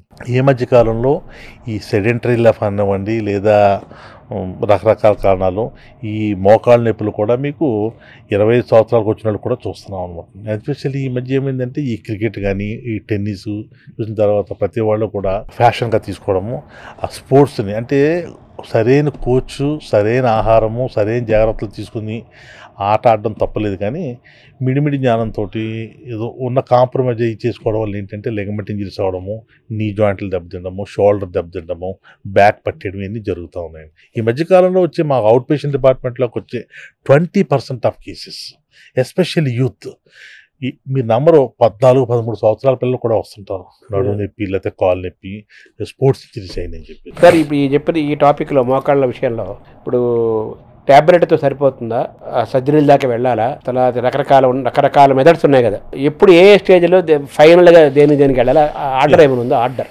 ముందు పేషెంట్తో, మోకాళ్ళ నొప్పి వచ్చిన పేషెంట్ తోటి మనం సమయం గడపాలి. కొంత నొప్పి ఎప్పుడు వస్తుంది, ఎలా వస్తుంది, ఎలా ఉంటుంది. మా గురువుగారు అనేవారు హౌ, వేర్, వెన్, వాట్ ఇలాగని చెప్పేసి క్వశ్చన్స్ ఎంతసేపు కూడా ఉంటుంది కదా, how much time. So patient చెప్తా ఉంటారు, మనకి హిస్టరీలోనే సగం పైగా మనకు తెలిసిపోతుందండి మాట్లాడితే. డాక్టర్ గారు నేను నడుస్తున్నాను, రోజుకి ఒక 8 కిలోమీటర్లు 7 కిలోమీటర్లు నడుస్తాను అంటే కొంచెం నొప్పి అనిపిస్తుంది. కొంతమంది డాక్టర్ గారు నేను నడుస్తున్నాను కానీ మధ్యలో కాసేపు కూర్చోవలసి వస్తుంది. కొంతమంది డాక్టర్ గారు నేను నడాలి అంటే ఒక మాత్ర వేసుకుని నడాలి అంటే ఆర్థరైటిస్ని 3 stages, mild, moderate, severe. Especially ఏం చేద్దంటే 90% ఆఫ్ ఆపరేషన్స్ ఎప్పుడు కూడా నీ జాయింట్లో జరుగుతాయి కాబట్టి నీ రీప్లేస్మెంట్ ప్రపంచం మొత్తం మీద. ఇప్పుడంటే రీప్లేస్మెంట్ ఎక్కువ పెరిగింది, కారణం కూడా చెప్తాను, అది వేరే నెక్స్ట్ టాపిక్ చెప్తాను. పేషెంట్ని చాలామంది ఏం చేస్తారంటే ఎక్స్రేలు తీస్తారు, ఎక్స్రేలు పడుకోబెట్టి తీస్తారు. ఎక్స్రేలు అంటే అన్ని చోట్ల నించోబెట్టి చేసే ఎక్స్రేలు లేకపోవచ్చు, కానీ ఎప్పుడు కూడా మోకాళ్ళు ఎక్స్రే తీయాలి అంటే పేషెంట్కి నిలబడగలడు అనుకుంటే ఎప్పుడు కూడా మోకాళ్ళు ఎక్స్రేలు నిలబడి తీస్తే మనకి ఎగ్జాక్ట్గా తెలుస్తుంది. మామూలుగా పడుకోబెట్టి తీసామనుకోండి స్పేస్ మామూలుగా కనిపిస్తుంది, అదే నించోబెట్టి తీసామనుకోండి నించోబెట్టి ఏమవుతుందంటే బరువు పడుతుంది అనమాట, ఎంత గ్యాప్ తగ్గింది అన్నది మనకు తెలుస్తుంది. టోటల్ పిక్చర్ వస్తుంది. సింపుల్ ఎక్స్రే అండి, ఏం కాదు. పడుకోబెట్టడానికి నిలబడికి రేట్ ఏం తేడా కాదు, ఓన్లీ యాంగిల్ తేడా అంతే. పడుకోబెట్టిన దాంట్లో ఏంటంటే నీ రిలాక్స్ అయిపోతుంది, మనకి ఉన్నా కూడా లేనట్టు కనిపిస్తూ ఉంటుంది. మీరు అదే వ్యక్తికి అదే సమయంలో నుంచోబెట్టి స్టాండింగ్ పొజిషన్ అంటాం ఎక్స్రే తీస్తే ఆల్మోస్ట్ మీకు 75% డిఫరెన్స్ కనిపిస్తుంది, డయాగ్నోసిస్ కరెక్ట్గా చేయడానికి అవకాశం ఉంటుంది. సో చూసి చెప్తాం అనమాట అండి. స్టేజ్ 1 ఉందనుకోండి, జాగ్రత్తలు చెప్తాం. మీరు కింద కూర్చోవద్దు, వెస్టర్న్ టాయిలెట్ వాడండి, మెట్లు వాడవలసి వస్తే స్లోగా ఎక్కి దిగండి, సోఫా వాడొద్దని. ఇక్కడ మీరు అడగొచ్చు సోఫా ఎందుకు వాడకూడదని చెప్పేసి. సోఫా అనేది ఇప్పుడు మనం ఈ కూర్చున్నాం, సోఫా కానీ కుర్చీ, కానీ ఇది కుషన్ ఫామ్గా ఉంది. మామూలుగా మనం కూర్చుంటే ఇది మోకాలు అనుకో, ఇది తొడండి, ఇది కాలు 90 degreesలోనే ఉండాలి. సోఫాలో కూర్చుంటే ఎస్పెషల్లీ దీస్ హై అండ్ సోఫాల్లో పేషెంట్ వ్యక్తి ఎవరైనా కూర్చుంటే కింద వెళ్ళిపోతుంది బాగా. లేచేటప్పుడు మోకాళ్ళ మీద నడుము మీద ఒత్తిడి బాగా పడుతుంది. అంచేత నేను కొంచెం యాంటీ సోఫాగా అయ్యానమాట. నేను సోఫాలు ఎవరు వచ్చినా 190 మందికి నేను సోఫా వద్దని చెప్పేస్తూ ఉంటాను. తర్వాత బాసిం పట్టేసి కింద కూర్చొని భోజనం చేయడం, ఇవన్నీ కూడా మానేమని చెప్తాం. మానేమని చెప్పేసి సింపుల్ పెయిన్ కిల్లర్ ఇవ్వడం. ఇంటికి పెయిన్కి యూజువల్గా నాకు పెయిన్ కిల్లర్ ఇవ్వడం ఇష్టం ఉండదు, కానీ ఇవ్వకపోతే డాక్టరే కాదు పేషెంట్ దృష్టిలో ఏంటి కవర్లు చెప్పి పంపించేస్తారు కాదు, ఏదో చిన్న బేసిక్ పెయిన్ కిల్లర్ ఇస్తాం అనమాట. ఇచ్చి 2 వారాల తర్వాత రమ్మని చెప్తాం. 2 వారాల తర్వాత రమ్మని చెప్పి కొన్ని వ్యాయామాలు నేర్పిస్తాం. ఫిజియోథెరపీ అంటే అది వ్యాయామం అంటేనే ఫిజియోథెరపీ, కొన్ని ఎక్సర్సైజ్ నేర్పిస్తాం అనమాట, చేసుకోమని చెప్తుంటాం. సాధారణంగా 80 నుంచి 90% మంది పేషెంట్లకి నొప్పి తగ్గిపోతూ ఉంటారు. ఫస్ట్ స్టేజ్ అండి. కొంతమందికి ఏంటంటే స్టేజ్ 2 అంటాం. వాళ్ళకి ఏం చేస్తామంటే పెయిన్ కిల్లర్తో పాటు జాగ్రత్తలతో పాటు కొన్ని మోకాళ్ళు గుజ్జు అరిగిన దాని అంటే గుజ్జు కానీ నరం కానీ రెటీనాలో కానీ లెగమెంట్స్ కానీ ఒకసారి దెబ్బతిన్న తర్వాత అవి మళ్ళీ తిరిగి ఏర్పడవు, పునరుత్పత్తి అవ్వదు, రీజనరేట్ అవ్వదు. నరం అంతే, కార్టిలేజ్ అంతే, ఇది అంతే. ఈ మధ్య కాలంలో స్టెమ్ సెల్స్ అని చెప్పేసి పిఆర్పీలు అని చెప్పేసి అంటున్నారు, కానీ దానికి సైంటిఫిక్ ఎవిడెన్స్ అంటూ ఏమీ లేదు. కానీ అది ఒక ఫ్యాషన్గా మారిపోయింది. ఏమి ఆపరేషన్ లేకుండా నొప్పి తగ్గించేస్తున్నారని చెప్పి అంటున్నారు, కానీ నేను చేయలేదని కాదు, మేము కూడా చేసిన రిజల్ట్ అంత ఎంకరేజింగ్గా లేదు. ఎప్పుడు కూడా ప్రతి వైద్యం కూడా టైం టెస్టెడ్ అండి. ఇప్పుడు కరోనా వచ్చింది, రెమ్డెసివిర్ వాడేయాలని చెప్పి అన్నారు. ప్రతి వాళ్ళు లక్షలు పెట్టుకునేసి వాడేసారు. తర్వాత ఇంతమంది వాడిన తర్వాత ఏమైంది, రెమ్డెసివిర్ కూడా పని చేయట్లేదని చెప్పారు, అది వేస్ట్ అండి అని చెప్పేసి. టైం టెస్టెడ్ అంతే. అలాగే అనమాట, కాల పరిశ్రమ నిలబడాలి. సో వాళ్ళకి ఏం చేస్తామంటే ఈ కార్టిలేజ్ ఎవరికైతే డ్యామేజ్ అయిందో వాళ్ళకి కార్టిలేజ్ రిజనరేటింగ్ ఏజెంట్స్ అంటే మీరు చూడండి, ఇంతకుముందు మనం మాట్లాడుకున్నాం బి కాంప్లెక్స్ ఇస్తే మనకి బాడీ కొంచెం సహకరిస్తుంది, స్ట్రెంగ్త్ పెరుగుతుంది అనుకున్నాం కదా. అలాగే ఈ మోకాళ్ళ నొప్పులకి ప్రత్యేకమైన బి కాంప్లెక్స్ లాంటిది అనుకోండి. మనకి ప్రేక్షకులకి సుమన్ టీవీ ప్రేక్షకులకు అర్థమయ్యేలా చెప్పాలంటే బి కాంప్లెక్స్ లాంటిది. ఇది ఒక 3 నెలల పాటు కోర్స్ ఇస్తామన్నమాట. ఇచ్చేటప్పటికి చాలా మందిలో కూడా ఈ ఆర్థరైటిస్ అంటే ఆర్థరైటిస్ అనేది ఆన్గోయింగ్ ప్రాసెస్. మన ఏజ్ని ఏ విధంగా ఆపలేము, ఆర్థరైటిస్ కూడా ఆపలేము, కానీ డిలే చేయగలం మనం. అర్థమైందా? అంటే 1 సంవత్సరంలో వచ్చే ఆర్థరైటిస్ని మనం ఒక 2 సంవత్సరాలకి 3 సంవత్సరాలకి పోస్ట్పోన్ చేయగలం. అది సరిపోతుంది కదా మనకి.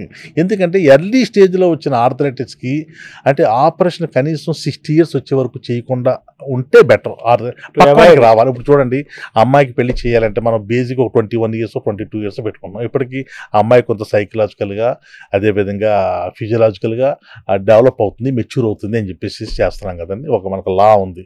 అదేవిధంగా మోకాళ్ళకి దీని లా అని చెప్పలేం, కానీ సైన్స్ అండి. 60 సంవత్సరాలు దాటిన తర్వాత ఇస్తే దాని ఇంచేతంటే మోకాళ్ళ ఆపరేషన్ సాధారణంగా ఎవరు చేసినా ఎక్కడ చేసినా ఎంత గొప్ప ఇంప్లాంట్ వాడినా కూడా ఒక 20 సంవత్సరాల నుంచి 25 సంవత్సరాలకు ఉంటుంది. సపోజ్ మనం 40 సంవత్సరాలకి చేయవలసి వచ్చింది అనుకోండి, వాళ్ళకి మళ్ళీ 60 సంవత్సరాల వయసు వచ్చేటప్పటికి అరిగిపోతుంది, మళ్ళీ ఇంకోసారి చేయవలసి వస్తుంది అనమాట. 20 ఏళ్ళు దాని లైఫ్, 20-25 ఏళ్ళు అండి. కొంతమంది చాలా మంది అదృష్టవంతులు.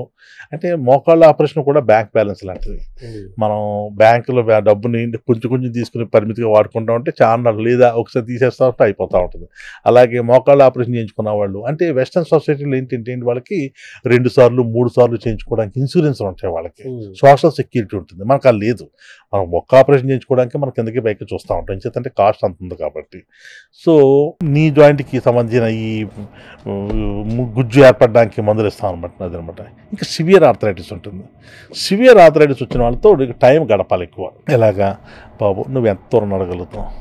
వాళ్ళు చెప్తారు, డాక్టర్ గారు పొద్దున్నే లెగుస్తున్నానండి, నాకు దేవుడు కనిపిస్తున్నాడు, నళ్ళాపోతున్నాను, ఒక పావు గంట తర్వాతే కొంచెం కాళ్ళు స్వాధీనంకి వస్తున్నాయి, లేదా పొద్దున్నే నేను బ్రేక్ఫాస్ట్ చేసి నా పెయిన్కిల్లర్ వేసుకుంటే తప్ప నా బండి నడడం లేదు, లేదా డాక్టర్ గారు నేను ఒక 1/2 కిలోమీటర్ కూడా నళ్ళాపోతున్నాను, లేదా డాక్టర్ గారు నేను మాత్ర వేసుకుంటున్నాను, ఒక 2 గంటల తర్వాత ఇంక నాకు నొప్పి వచ్చేస్తుంది, లేకపోతే కుంటుతూ ఉన్నాను, నేను నడాలి అంటే సమాజం ఇక నడాలి అంటే ఏదో ఫంక్షన్లో ఇక్కడ నా కుంటి చూసి జనం ఏమైందని చెప్పి అడుగుతున్నారు. నాకు కూడా చాలా ఎంబారసింగ్గా ఉంది. ఫైనల్ స్టేజ్, అప్పుడైతే తప్పనిసరిగా ఇంకా ఆపరేషన్ చేయించుకోవాలని చెప్పి. సో నీ రీప్లేస్మెంట్ అనేది కాంటబట్ అని చెప్పలేం కదండి, ఫైనల్ స్టేజ్ కాంటబట్ అని చెప్పి. ఇప్పుడు కూడా knee replacement is not an ultimate అండి. మీరు అదే చెప్తున్నాను కదా, ఒక మోస్తరు ఆర్థరైటిస్ ఉన్న వాళ్ళు రోజు మాత్రలు వేసుకుని రోజు నేను నచ్చలేదు ఇంకొక దగ్గరికి, ఆయన దగ్గర ఇంకో దగ్గర తిరుగుతూ ఉంటారండి. వాళ్ళు ఎందుకు? వాళ్ళకి ఆ పెయిన్ టాలరెన్స్ లేక. వ్యాధి అందరికీ ఒకటే, కానీ మన యొక్క శరీర తత్వాన్ని బట్టి ఉంటుంది, మన యొక్క తీసుకునే రెసిస్టెన్స్ కెపాసిటీని బట్టి ఉంటుంది. ఎప్పుడు కూడా ఒక డాక్టర్ దగ్గరికి 10 మంది వెళ్తున్నారంటే అది ఏదో సమస్య పరిష్కారం చూపిస్తున్నాడని చెప్తుంటారు. ఈ సపోజ్ ఈ మాత్రలు ఇచ్చాం తగ్గలేదు అనుకోండి, కొంతమంది పేషెంట్లు ఉంటారు, అంటే ఎస్పెషల్లీ ఒక 10% ఆఫ్ పేషెంట్స్ ఉంటారు, వాళ్ళకి ఏ డాక్టర్ దగ్గర కూడా మీకు నయం కాదు అని వాళ్ళు అర్థం చేసుకోరు కూడా. మనం ఎంత నిజంగా చెప్పి ఎంత కన్విన్స్ చేసినా బాబు నీకు ఆర్థరైటిస్ ఉంది, మందులు వాడుతూ ఉండాలి అంటే కొంతమందికి నచ్చదు, లేదా బాబు నీకు ఆపరేషన్ 100% నచ్చదు. ఎవరైతే నీకు మందులు అక్కర్లేదు, నీకు ఆపరేషన్ అక్కర్లేదు అన్న వాళ్ళ దగ్గరికే వెళ్ళడానికి ట్రై చేస్తూ ఉంటారు, కానీ అక్కడ కూడా వాళ్ళు సఫర్ అవుతూ ఉంటారు. ఇప్పుడు నా దగ్గర ఏం రిపీట్ అయిందో, వ్యాధి తగ్గలేదు, అది అక్కడ కూడా అవుతుంది. అక్కడ కూడా గొప్పగా లేదు, నా దగ్గర గొప్పగా లేదు. ఇదే వ్యాధి ఇదే పేషెంట్ అక్కడికి వెళ్తాడు, నేను రాసిన మందులు ఆయన రాస్తూ ఉంటాడు. ఏముందంటే ప్రపంచంలో ఎప్పుడన్నా నొప్పులకి ఒక 100 రకాల మాత్రలు ఉంటాయండి, ఒక 1000 రకాల బ్రాండ్లు ఉంటాయి. ఇదే తిప్పిరాయలు ఎవరి దగ్గరికి చూస్తారు, హిస్టరీ ఏ మందులు వాడే చూస్తారు. ఒక డైక్లోఫెనాక్ రాశారంటారు, ఒకటి ఎసిక్లోఫెనాక్ రాశారంటారు, ఒకడేమో సిలికాక్సిప్ రాశారంటారు, కొంతమంది కామన్ ఉంటుంది. అది చూస్తారు. కొంతమందికి అదృష్టం, డాక్టర్ అదృష్టం చెప్పాలి, పేషెంట్ అదృష్టం చెప్పాలి. ఈ 10 సంవత్సరాలు ఎక్కడ వాడినా తగ్గలేంది, ఒక్క మాత్రం వాడు తగ్గిపోతుంది. అది డాక్టర్ గారి హస్తవాస అనుకోవాలో తెలియదు, పేషెంట్ అదృష్టం అనుకోవాలో తెలియదు, లేకపోతే మిరాకిల్ అనుకోవాలో తెలియదు. కొంతమంది అంటారు, డాక్టర్ గారు 10 సంవత్సరాలు వాడిన ఎక్కడ తగ్గలేదండి, పలానా ఆయన దగ్గరికి వెళ్ళాను, ఒక్క మాత్ర ఇచ్చింది, 1 డోసు వేస్తున్నాను, బ్రహ్మాండంగా ఉందండి అంటారు. నేనే నా దగ్గర కూర్చొని అంటారు. రీసెంట్గా కూడా డాక్టర్ గారు మీరు ఎప్పుడో నిమ్స్లో ఒక 30 సంవత్సరాల క్రితం రాశారు, నాకు ఒక మాత్ర రాశారు, వచ్చింది, నడుము నొప్పి వచ్చింది, 1 మాత్ర వేసుకుని తగ్గిపోయింది, మళ్ళీ 4 వచ్చింది, ఆ మాత్ర ఏంటో చెప్పండి అంటారు. చెప్తాడు, జరుగుతూ ఉంటాయి. అది ఎవరి చేతిలోనే జరగచ్చు అనమాట. నీ రీప్లేస్మెంట్ అనేది ఫైనల్ స్టేజ్ లో చేస్తారు. అదే 60 ఏళ్ళు దాటిన తర్వాత బెటర్. తర్వాత వేసిన తర్వాత 20 ఏళ్ల పాటు అది పనిచేస్తుంది, 22-25 years. తర్వాత వచ్చేసరికి ఈ పాదాల దగ్గర దాని మడమ ఏదంటాం కదా, అది కూడా ఎక్కువ మంది ఫేస్ చేసే. ఈ మడమసోల అనేది ఇది కొంచెం న్యూసెన్స్ అండి. అది ఎస్పెషల్లీ ఇది కోబకాయ ఉన్న వాళ్ళలో, హైపోథైరాయిడ్ పేషెంట్లలో, రొమటాయిడ్ ఆర్థరైటిస్ పేషెంట్లలో, వైటమిన్ డి డెఫిషియన్సీ ఉన్న వాళ్ళలో, అదేవిధంగా గౌట్ ఉన్న వాళ్ళలో, కొంతమందిలో ఈ ఆస్టియోపోరోసిస్ ఉన్న వాళ్ళలో, ఈ మడమసోలా ఉంటుంది. ఇంకోటి కొంతమందిలో నడుము ఎవరైతే L5S1 అనే ఏరియా ఉంటుంది అక్కడ నరం ఒత్తుకున్న వాళ్ళకు కూడా నొప్పి ఇక్కడ కనిపిస్తూ ఉంటుంది మడమసోలా. అందుకని చాలామంది మడమసోలాని కంప్లైంట్ చేసినప్పుడు ఈ టెస్టులతో పాటు అడుగుతాం, మీకు ఏమైనా నడుము నొప్పి ఉందా అని. ఏమీ లేదండి అంటారు. ఎక్స్రే రాసాం అనుకోండి, పేషెంట్ అనుమానంగా చూస్తారు, ఏంటి మీరు కాలుకి మడమ నొప్పి అంటే పైన ఎక్స్రే రాస్తున్నారని చెప్పాల్సి, అంటే వాళ్ళకి తెలియదు కాబట్టి నేను చెప్పాను మీకు, నేను ఇక్కడ స్విచ్ ఉంటే ఎక్కడో బల్బు ఉంటుంది, ఆ రెండింటికి సంబంధం ఉండడం వల్ల అలా అనమాట. ఒక్కొక్కసారి ఏని చూసి తగ్గలేదు అంటే మనం అక్కడ స్కాన్ తీస్తే L5S1 దగ్గర నరం ఒత్తుకుంటూ ఉంటుంది, సున్నితమైన అక్కడ నొక్కుంటుంది, ఆ నొప్పి ఇక్కడ వస్తూ ఉంటుంది. అక్కడ ట్రీట్ చేస్తే ఈ నొప్పి తగ్గిపోతూ ఉంటుంది. చాలా మంది దీనికి స్టెరాయిడ్స్ ఇస్తుంటారు, అది మంచి పద్ధతి. అది అంటే దురదృష్టం ఏంటంటే మనం చాలా వరకు మనం ఫాలో ఏంటంటే వెస్టర్న్ సొసైటీలో యాక్సెప్టెడ్ని మనం మెడికల్గా ఆధునిక వైద్య పద్ధతులు అన్నీ కూడా ఆపరేషన్స్ అవనివ్వండి, లేకపోతే మెడిసిన్స్ అవని అన్నీ కూడా మనం అక్కడ చేస్తాం. రీసెర్చ్ అనేది ఎక్కువ విదేశాల్లో ఎక్కువ జరుగుతుంది, మన దగ్గర రీసెర్చ్ జరగట్లేదు. మనం వాళ్ళది పుణికి పుచ్చుకుని మనం ప్రాక్టీస్ చేస్తున్నాం, రీసెర్చ్ చేయట్లేదు. రీసెర్చ్ దురదృష్టంతో రీసెర్చ్ జరగట్లేదు. కానీ రీసెర్చ్ కావాల్సినంత మెటీరియల్ ప్రపంచంలో మన దగ్గర తప్ప ఇంకెక్కడా లేదు. Very honest with you, research కావాల్సినంత మెటీరియల్ ఇన్ని దేశాలతో కలుపుకుంటే ఎంత ఉంటుందో దానికి 10 రెట్లు మన దగ్గర ఉంది. కానీ మనకి ఏంటంటే ఇన్ఫ్రాస్ట్రక్చర్ లేదు. అంటే బేసిక్ ఏంటంటే మనకి సోషల్ సెక్యూరిటీ లేకపోవడం వల్ల నేను ప్రాక్టీస్ చేశానా లేదా, నేను కంఫర్ట్గా ఉన్నాను లేదా, నేను నాకు కుటుంబానికి సరిపడంత సంపాదించుకుని నేను చేస్తున్నా లేదని చూస్తున్నాం తప్ప రీసెర్చ్ అనేది ఒకటి టైం ఉంటుందా. రీసెర్చ్ అనేది ఒక ఓషన్ అండి, అదండి, దానికి చాలా ఓపిక ఉండాలి. ఇది రీసెర్చ్ చేసేవాళ్ళు ఏంటంటే నీకు దాని మీద ఒక పేషెంట్ వస్తే ఆ పేషెంట్ కనీసం 5-6 గంటలు అక్కడ కూర్చోబెట్టి అన్నీ చెయ్యాలి. ఆ ఓపిక అండి, ఆ ఓపిక కూడా పేషెంట్ లేదు. ఒక పేషెంట్ కూడా అవుట్ పేషెంట్ డిపార్ట్మెంట్కి వచ్చి 5 నిమిషాలు కూడా ఆగడం లేదు. దురదృష్టం అంతే. మన ఏంటంటే నేను వాళ్ళు తప్పట్ను, వాడికి ఏదో ఆఫీస్లో పర్మిషన్ పెట్టి రావచ్చు, లేకపోతే వాడు వెళ్ళకపోతే డ్యూటీ వెళ్ళకపోతే వాడు బాస్ ఏమన్నా ఇది చేయొచ్చు, రకరకాల కారణాలు ఉంటాయండి. లేకపోతే కొంతమందికి ఏంటంటే ఆ డ్యూటీ హ్యాండ్ టు మౌత్ అనమాట, అది కూడా ఉంటుంది. సో రీసెర్చ్ ఓరియంటేషన్ అనేది మన దగ్గర లేదనమాట. ఇప్పుడు కొన్ని ఇన్స్టిట్యూట్లో జరుగుతున్నాయి కానీ అవన్నీ కూడా ఈ నేషనల్ లైక్ ఎయిమ్స్ లేకపోతే పీజీ ఇటువంటి వాటిలో కొన్ని చోట్ల జరుగుతుంది తప్ప అన్ని చోట్ల జరగట్లేదండి. బట్ పేషెన్స్ ఉండాలి, ప్యాషన్ ఉండాలి. పేషెన్స్ మూడు ఉండాలి. దాని తగ్గ వనరులు ఉండాలండి, ఆర్థిక వనరులు ఉండాలి. అంటే చేసేవాడు, ఇప్పుడు నేనే డాక్టర్ అనుకోండి, నేను రీసెర్చ్ చేస్తా కూర్చోంటే నా కుటుంబాన్ని ఎవరు పోషిస్తూ ఉంటారు? కంఫర్టబుల్ జోన్ లో ఉన్న వాళ్ళే చేయగలుగుతాం. అది ఎక్కువ గవర్నమెంట్ సెక్టర్లోనే జరుగుతుంది. నిశ్చితంగా గవర్నమెంట్ ఇన్ఫ్రాస్ట్రక్చర్ బాగుంటుంది. గవర్నమెంట్ సెక్టర్లో ఏంటంటే చేయడానికి కొన్ని ఇవన్నీ ఉంటాయి, ప్రైవేట్ సెక్టర్లో చాలా చాలా తక్కువ. బట్ అదృష్టవశాత్తు ఏంటంటే మనకు కొన్ని ఇన్స్టిట్యూట్లు, సపోజ్ మనకి నాగేశ్వర రెడ్డి గారి ఏజీ ఉందనుకోండి, అది world number 1 almost research institute అండి. అలాగే కొన్ని ఎయిమ్స్ ఉన్నాయి, కొన్ని రీసెర్చ్ ఇన్స్టిట్యూట్ ఉంది, టాటా క్యాన్సర్ హాస్పిటల్ ఉంది, అలాగే మాతా అమృతమయ్యి ఉంది. ఇవన్నీ కూడా ఏంటంటే కొంచెం రీసెర్చ్ ఓరియంటెడ్ ఇన్స్టిట్యూట్స్ అనమాట అండి. అది టైం పడుతుంది. అంటే మనకు కూడా నాకు అనుకోవడం ఒక డెకేడ్ అయ్యేటప్పటికి మనకు కూడా ఒక రీసెర్చ్ హబ్ కింద తయారైపోతుంది. అమెరికాలో ఆ దేశాల్లో ఉపయోగపడు స్టెరాయిడ్స్ పనిచేస్తే మనకు పని చేస్తాయి, కానీ వాళ్ళకి పని చేసినట్టు మనకు వాళ్ళు స్టెరాయిడ్స్ని చాలా విచ్చలవిడిగా వాడేస్తూ ఉంటారు. మాట్లాడితే నొప్పి అనగానే doctor I have a pain give me shot అంటాను, టక్న ఇచ్చేస్తారు, అయిపోద్ది. మనం అలా ఇవ్వలేమండి. ఎందుకంటే కారణాలు అంటే ఇంకా నేను చెప్పాలంటే నాకు కూడా పూర్తిగా దాని మీద అవగాహన లేదు, కానీ డెఫినెట్గా స్టెరాయిడ్స్ వల్ల మనకి కొన్ని సైడ్ ఎఫెక్ట్స్ ఎక్కువ జరుగుతున్నాయి. ఉదాహరణకి ఏంటంటే కోవిడ్ టైంలో ప్రతి వాళ్ళకి స్టెరాయిడ్స్ ఇచ్చారండి. అంటే ఆ రోజుల్లో మనిషి బతికితే గొప్ప అనుకున్నారు. మీకు తెలుసు, మీరు మెడికల్ ఫీల్డ్లో ఉన్నారు కాబట్టి మీకు తెలుసు, మనిషి బతికితే గొప్ప, ఏదోలా బతికించాలి అని చెప్పి స్టెరాయిడ్స్ అంటే తెలిసిన వాళ్ళు తెలియని వాళ్ళు మొత్తాన్ని స్టెరాయిడ్స్ని పంప్ చేసి మొత్తాన్ని పేషెంట్ బతికాడు, బాగానే ఉంది. పేషెంట్ బతికిన 6 నెలలకి మొదలైందండి రామాయణం. డాక్టర్ గారు నాకు తుంటి నొప్పి రావడం, ఎక్స్రే చేస్తే హిప్ జాయింట్ పూర్తిగా పాడైపోవడం, దాన్నే ఏవాస్కులర్ నెక్రోసిస్ అంటాం. అంటే ఏంటి, రక్త సరఫరా ఏదైతే ఉంటుందో హిప్ జాయింట్కి అది రక్త సరఫరా నిలిచిపోతుంది అన్నమాట స్టెరాయిడ్ వల్ల అండి. సాధారణంగా ఏవాస్కులర్ నెక్రోసిస్ అంటే ఎవరికి వస్తుందంటే ఆల్కహాల్ బాగా తీసుకున్న వాళ్ళలో, లేదా చిన్నప్పుడు దెబ్బ తగిలినప్పుడు దాన్ని అసెస్ చేసిన వాళ్ళలో, చిన్నప్పుడు ఇన్ఫెక్షన్ వచ్చినప్పుడు దాన్ని అసెస్ చేసిన వాళ్ళలో, లేదా ఆపరేషన్ కొంతమందికి ఫ్రాక్చర్ అవుద్ది, ఫ్రాక్చర్కి బాల్ వేయకుండా స్క్రూస్ వేస్తాం, చిన్న వయసులో స్క్రూస్ వేస్తాం. అది ఒక 20 సంవత్సరాలు బాగుంటుంది, తర్వాత ఆర్థరైటిస్ ఇయర్స్ అనేది వస్తుంది, అటువంటి వాళ్ళు వస్తుంది. ఇంకో కారణం ఏంటంటే స్టెరాయిడ్స్. ఈ వచ్చిన వాళ్ళు అందరూ కూడా అప్పుడు ఒక నార్మల్ ఇండివిజువల్, మీరు నమ్మరండి, ఈ మధ్యకాలంలో వచ్చే పేషెంట్లు హిప్ జాయింట్ పెయిన్ వచ్చిన వెంటనే చెప్తారు, డాక్టర్ గారు తుంటి నొప్పి వస్తుంది అనగానే ఫస్ట్ క్వశ్చన్ అడిగేదండి, బాబు నీకు కోవిడ్ వచ్చిందా అని. వచ్చింది అంటారు. హాస్పిటల్లో ఉన్నావా అంటే ఉన్నాను. ఏమి ఇచ్చారంటే అండి, అదండి 7 రోజులు స్టెరాయిడ్ ఇచ్చారండి.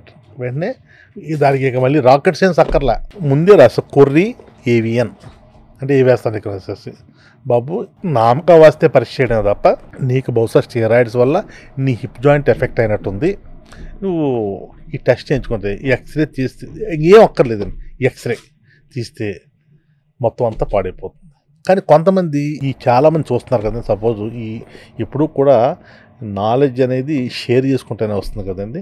ఎవరికో మీ చుట్టాల అబ్బాయికి ఏదో వచ్చింది అనుకోండి, ఇంకో చుట్టాల అబ్బాయికి అలాగే ఉందనుకోండి, ఒరే వీడికి ఇలా వచ్చిందిరా, దానికి కోవిడ్ వచ్చిందంట, బహుశా నీకు కూడా అదే అయిందేమో, మన డాక్టర్ గారి దగ్గరికి వెళ్ళి అంటాం.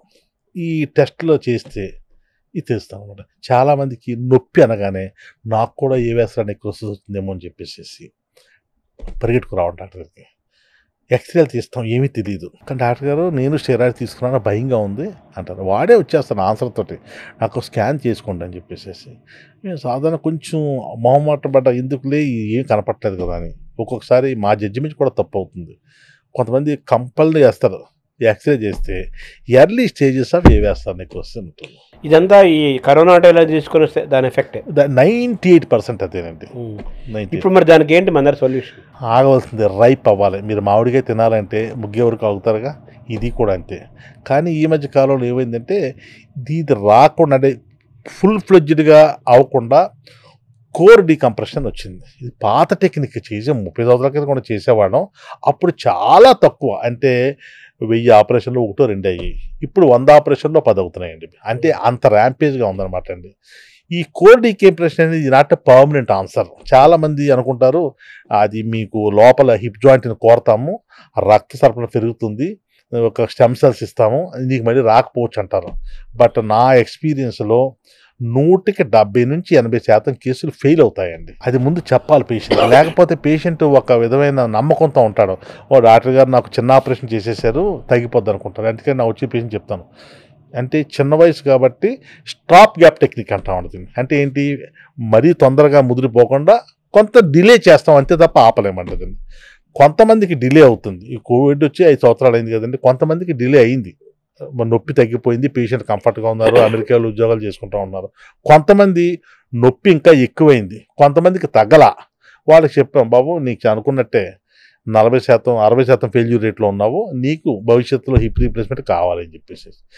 ఎవరైతే 10 అడుగులు వేయలేకపోతున్నారో, ఎవరైతే కూర్చొని లేవలేకపోతున్నారో, ఎవరికైతే పెయిన్ కిల్లర్లు పనిచేయట్లేదో వాళ్ళకి తప్పనిసరిగా ఈ రీప్లేస్మెంట్, అంటే టోటల్ హిప్ రీప్లేస్మెంట్ ఆపరేషన్ ఎక్కడ చేస్తారు సార్? అది హిప్ రీప్లేస్మెంట్, తుంటి. ఓకే, ఇదేమో నీ రీప్లేస్మెంట్, ఇది హిప్ హిప్ రీప్లేస్మెంట్.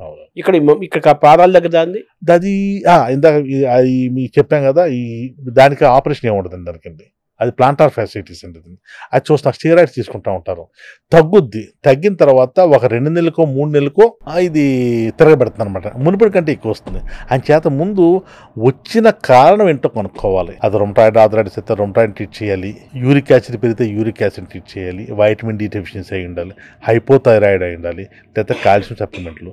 కొంతమందికి ఏం చేస్తామంటే అండి, సపోర్ట్ ఇస్తాం, ఫుడ్ సపోర్ట్, సిలికాన్ సాక్స్ అని చెప్పేసి ఆ సిలికాన్ సాక్స్. దాంతోపాటు కొన్ని ఎక్సర్సైజ్లు ఉంటాయి, మునివేళ్ల మీద నుంచి కొన్ని ఎక్సర్సైజ్లు, స్ట్రెచ్చింగ్ ఎక్సర్సైజ్ చేయాలి. అది బాగా ఉపయోగపడుతుంది. చాలామంది అది ప్రాక్టీస్ చేయరు, అది చేస్తే చాలామందికి ఈ ప్లాంటార్ ఫెసిలిటీస్ బాగా తగ్గుతుంది. దాన్ని మనం ఏమంటాం సార్ మన తెలుగులో చెప్పాలంటే? మడమ సోల అంటామండి. మడమ సోల. సో మడమ సోల్ అనేది ఈ కారణాలతో వస్తుంది, క్యూరబుల్ అది. ఇప్పుడు మడమ సోల్ అనేది కొంచెం న్యూసెన్స్ అండి, టైం బాగా పడుతుంది అని కొంతమందికి, టైం బాగా పడుతుంది. మనం డిసీజ్ని ఐడెంటిఫై చేసి రూట్గా, అంటే కొన్నిటికి కారణం ఉండదండి. చెప్పాను కదా ఇంతకుముందు, ఇడియోపాథిక్ అంటాం, అది మాత్రం వస్తే మాత్రం న్యూసెన్సే. ఆ పేషెంట్ అలాగా తిరుగుతూ ఉంటాడు, డాక్టర్ చుట్టూ తిరుగుతూ ఉంటాడు, ఏదో మందులు రాస్తూ ఉంటాము, ఇంకా పేషెంట్ కాంప్రమైజ్ ఇంక తగ్గేలా లేదని చెప్పేసి ఇంకా దాన్ని వదిలేస్తాను ఇంకంతే. దాకా మీరు నీ గురించి చెప్పారు 3 స్టేజ్లు ఉంటాయని, అలాగే హిప్ కూడా అలా ఏముంటుందా? అది ఆర్థరైటిస్ అనేది ఎక్కడైనా కూడా ఒకటి స్టేజెస్ అండి, 3 స్టేజ్లు దానికి కూడా 3 స్టేజ్లు. తర్వాత ఇందాక మీరు మాట్లాడుతూ డైరెక్ట్గా చెప్పారు, పోస్చర్స్ గురించి చెప్పారు. మీరు ఎలా కూర్చోవాలి, ఎలా నడవాలి, ఎలా నిలబడాలి, ఇవన్నీ కూడా కాళ్ళు, చేతులు, బ్యాక్, మెడ, తల, ఇవన్నీ కూడా పోస్చర్స్ కదా. ఇప్పుడు వాళ్ళు చేసే ఉద్యోగాల వల్ల కానీ, లేకపోతే వాళ్ళకి తెలియకుండా కూర్చుండే విధానం వల్ల కానీ ఈ పోస్చర్స్ వల్ల కూడా ఇబ్బంది పడుతున్నట్టుగా మనకు తెలుస్తుంది కదా. ఈ పోస్చర్స్ ని మనం వల్ల కూడా కదా, పోస్చర్స్ వల్లే ఇబ్బంది పడుతున్నారు. Sorry to correct you, underline చేయాలి. పోస్చర్స్ వల్లే చాలా మంది సాఫ్ట్వేర్ ఇంజనీర్స్ ఈ మధ్య వర్క్ ఫ్రమ్ హోమ్ వచ్చేసింది, చూసే ఉంటుంది కరోనా తర్వాత. సోఫాలో కూర్చుని లేదా మంచం మీద పడుకుని ఇలా పెట్టుకుని పొట్ట మీద పెట్టుకుని తీయడము, లేకపోతే ఇలా పెట్టి చేయడం చేస్తుంటారు. సాఫ్ట్వేర్ ఇంజనీర్ అన్నవాడు కంప్యూటర్ చేస్తున్నారు. ఎవరన్నా సాఫ్ట్వేర్ ఇంజనీర్ కాదు, ఎవరన్నా ఆఫీస్ టేబుల్ మీద పెట్టుకోవాలి. ఈ కంటి చూపు కంప్యూటర్ అప్పర్ బార్డర్కి మ్యాచ్ అవ్వాలి. ఇది ల్యాప్టాప్ అనుకోండి, మన కంటి చూపు ఇలా ఉండాలి, ఇలా ఉంది అంటే మాత్రం డెఫినెట్గా స్ట్రైట్గా ఉండాలి, ప్యారలల్గా ఉండాలి. 2, నేను చెప్పాను సోఫాల మీద కుదిరినంత వరకు కూర్చోవద్దు. కూర్చుంటే గట్టి సోఫా లేదా చెక్క సోఫా మీద కూర్చోమని చెప్తాను. 3, మనకి ఈ ఎముకలు అన్నీ కూడా బలహీనత వచ్చినాయి కాబట్టి, వైటమిన్ డి డెఫిషియన్సీలు అయి ఉంటున్నాయి కాబట్టి కింద కూర్చోవడం అనేది అవాయిడ్ చేయండి. కూర్చున్నప్పుడు సార్, కుర్చీల్లో కూర్చున్నప్పుడు ఎలా కూర్చున్నా పర్లేదు, సరిపోతుంది. 90 degrees లో కూర్చోవాలి. నడిచేటప్పుడు కూడా 90 degrees మామూలుగా యాజ్ యూజువల్. అందరికీ స్టిఫ్గా మిలిటరీ వల్ల నడాలంటే కుదరదు. Let him walk. ఇది బాడీ నేచర్ అనేది చాలా గొప్పదండి. మనకి ఏదన్నా ఒక సమస్య వచ్చినప్పుడు దానికి అది రెక్టిఫై చేయడానికి చూస్తూ ఉంటుంటుంది. దాని చేత నువ్వు ఇలాగే నడు అని చెప్పలేము. మనం చూస్తానని చెప్పి అలా నడుస్తాడు, మనకు ఇలా తిప్పినట్టున్నాడు, మామూలుగా వెళ్ళిపోతూ ఉంటాడు. అని చేత అవన్నీ కష్టం. అది అంటే మనకి ప్రాక్టీస్ చేస్తే మంచిది. ప్రాక్టీస్ చేస్తే కొంచెం చేస్తే మంచిది. మీరు పోస్చర్స్ గురించి చెప్పారు. పోస్చర్స్ చాలా మోస్ట్ ఇంపార్టెంట్. పోస్చర్స్ కూడా కాదు, పోస్చర్స్ వల్లనే చాలా పెయిన్స్, చాలా ఇబ్బందులు వస్తున్నాయి అన్నారు. ఇప్పుడు యోగాసనాలు, సూర్య నమస్కారాలు, వ్యాయామము, సరే వ్యాయామం కింద మీరు చెప్పారు గైడెన్స్లో చేయాలన్నారు. బట్ యోగాసనాలు, సూర్య నమస్కారాలు అనేది కింద కూర్చొని చేసేవి, అవన్నీ కూడా ఎలా చూడాలి వాటిని? సార్ ఇది అన్ని ఆసనాలు వెయ్యాలా? అదే ఇది ఎలా ఉంటుందంటే సార్, నేను ఈ మధ్యకాలంలో ఒక గ్రూప్ ఆఫ్ ఐఏఎస్ ఐపీఎస్ ఆఫీసర్లకి ఇలాగ టాపిక్ చేసినప్పుడు నేను అన్నాను, ఆసనాలు, యోగా అన్నీ కూడా పూర్వకాలంలో చాలా మెటిక్యులస్గా ప్రాక్టీస్ చేసేవారు. ఇప్పుడు మీకు కొంతమంది ఏం చేస్తున్నారంటే అక్కడెక్కడ చూసుకుని నేను యోగా టీచర్ని అనడం ఇలా చేసేస్తున్నారు. వాళ్ళకి ఏంటంటే మన పూర్వీకులకి బాడీలో స్ట్రెంగ్త్ బాగుండేది, చేసుకునేవాళ్ళు. ఇప్పుడు మనదంతా కూడాను అడల్టరేటెడ్ ఫుడ్ తీసుకోవడం జరుగుతూ ఉంటుంది, ఇంక్లూడింగ్ వాటర్ తోటి. మన యొక్క బాడీలో ఆ శక్తి లేదు. ఈ వేడి మిడిమిడి జ్ఞానంతో యోగా చేయించడము, దాంతో నడుము పట్టేయడము, కాళ్ళు పట్టేయడము, ఎస్పెషల్లీ ఈ వజ్రాసనాలు చేసినప్పుడు మోకాళ్ళు నలిగిపోవడము, మధ్య లోపల ఉండే ఈ మృదులాస్తి అంటాం, కార్టేజ్ అంటాం, నలిగిపోవడం అనేది జరుగుతూ ఉంటుంది. సూర్య నమస్కారాల వరకు ఓకే, కానీ ఈ యోగా చేసినప్పుడు మాత్రం ప్రాపర్ ట్రైనింగ్తో యోగా చేస్తే నాకైతే అభ్యంతరం లేదు. I'm very clear about it. నేను సంబడి ఆస్క్, మీలా అడిగిన పెద్దవాళ్ళు అడిగినప్పుడు యోగా బెటరా అంటే సరైన పద్ధతిలో సరైన శిక్షకుడు ఆధ్వర్యంలో చేస్తే నాకేం అవ్వట్లేదు. శిక్షకుడితో పాటు మీరు అన్నట్టుగా లోపల ఆహారము, మన రెసిస్టెన్స్ పవర్, మన బాడీ ఫిజికల్ కండిషన్స్ కూడా అంత బాగా లేవు కదా. ఏ ఆసనాలు వేయొచ్చు సార్ ఇప్పుడున్న పరిస్థితుల్లో? నిజంగా చెప్పాలంటే నాకు అంత నాలెడ్జ్ లేదండి. పద్మాసనం ఉంటుంది. ఆ పద్మాసనం అనేది మోకాళ్ళకి డెఫినెట్ గా నొప్పి వస్తుంది సార్. అది అలా ఏమంటారు, వజ్రాసనం వేస్తారు. వజ్రాసనంలో కూడా మోకాళ్ళు నొప్పి వస్తూ ఉంటుంది. నేను ఏం చెప్తానంటే ఎప్పుడు కూడా యోగా చాలా మంది వస్తుంటారు, ఎస్పెషల్లీ లేడీస్ 30-45 ఇయర్స్ సార్.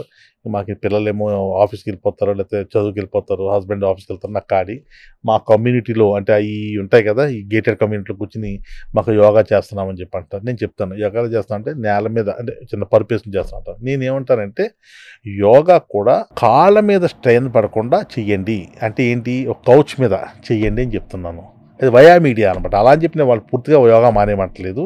కింద కూర్చొని చేయడం వల్ల మోకాళ్ళు కానీ నడుము కానీ స్ట్రెస్ పడుతుందని చెప్పేసి ఈ కాళ్ళ మీద ఒత్తిడి పడకుండా, సపోజ్ 10 రకాలు ఉన్నాయనుకోండి, అందులో 3 రకాలు మోకాళ్ళకి ఒత్తిడి పడుతుంది అంటే అది చెయ్యొద్దని చెప్తానండి నేను. మిగతా తర్వాత ప్రాణాయామము అవన్నీ చాలా మంచిది. ప్రాణాయామం మరి కింద కూర్చొని చేస్తుంటారు, అదే చెప్పేదండి. కౌచ్ మీద చేయమని చెప్తాను.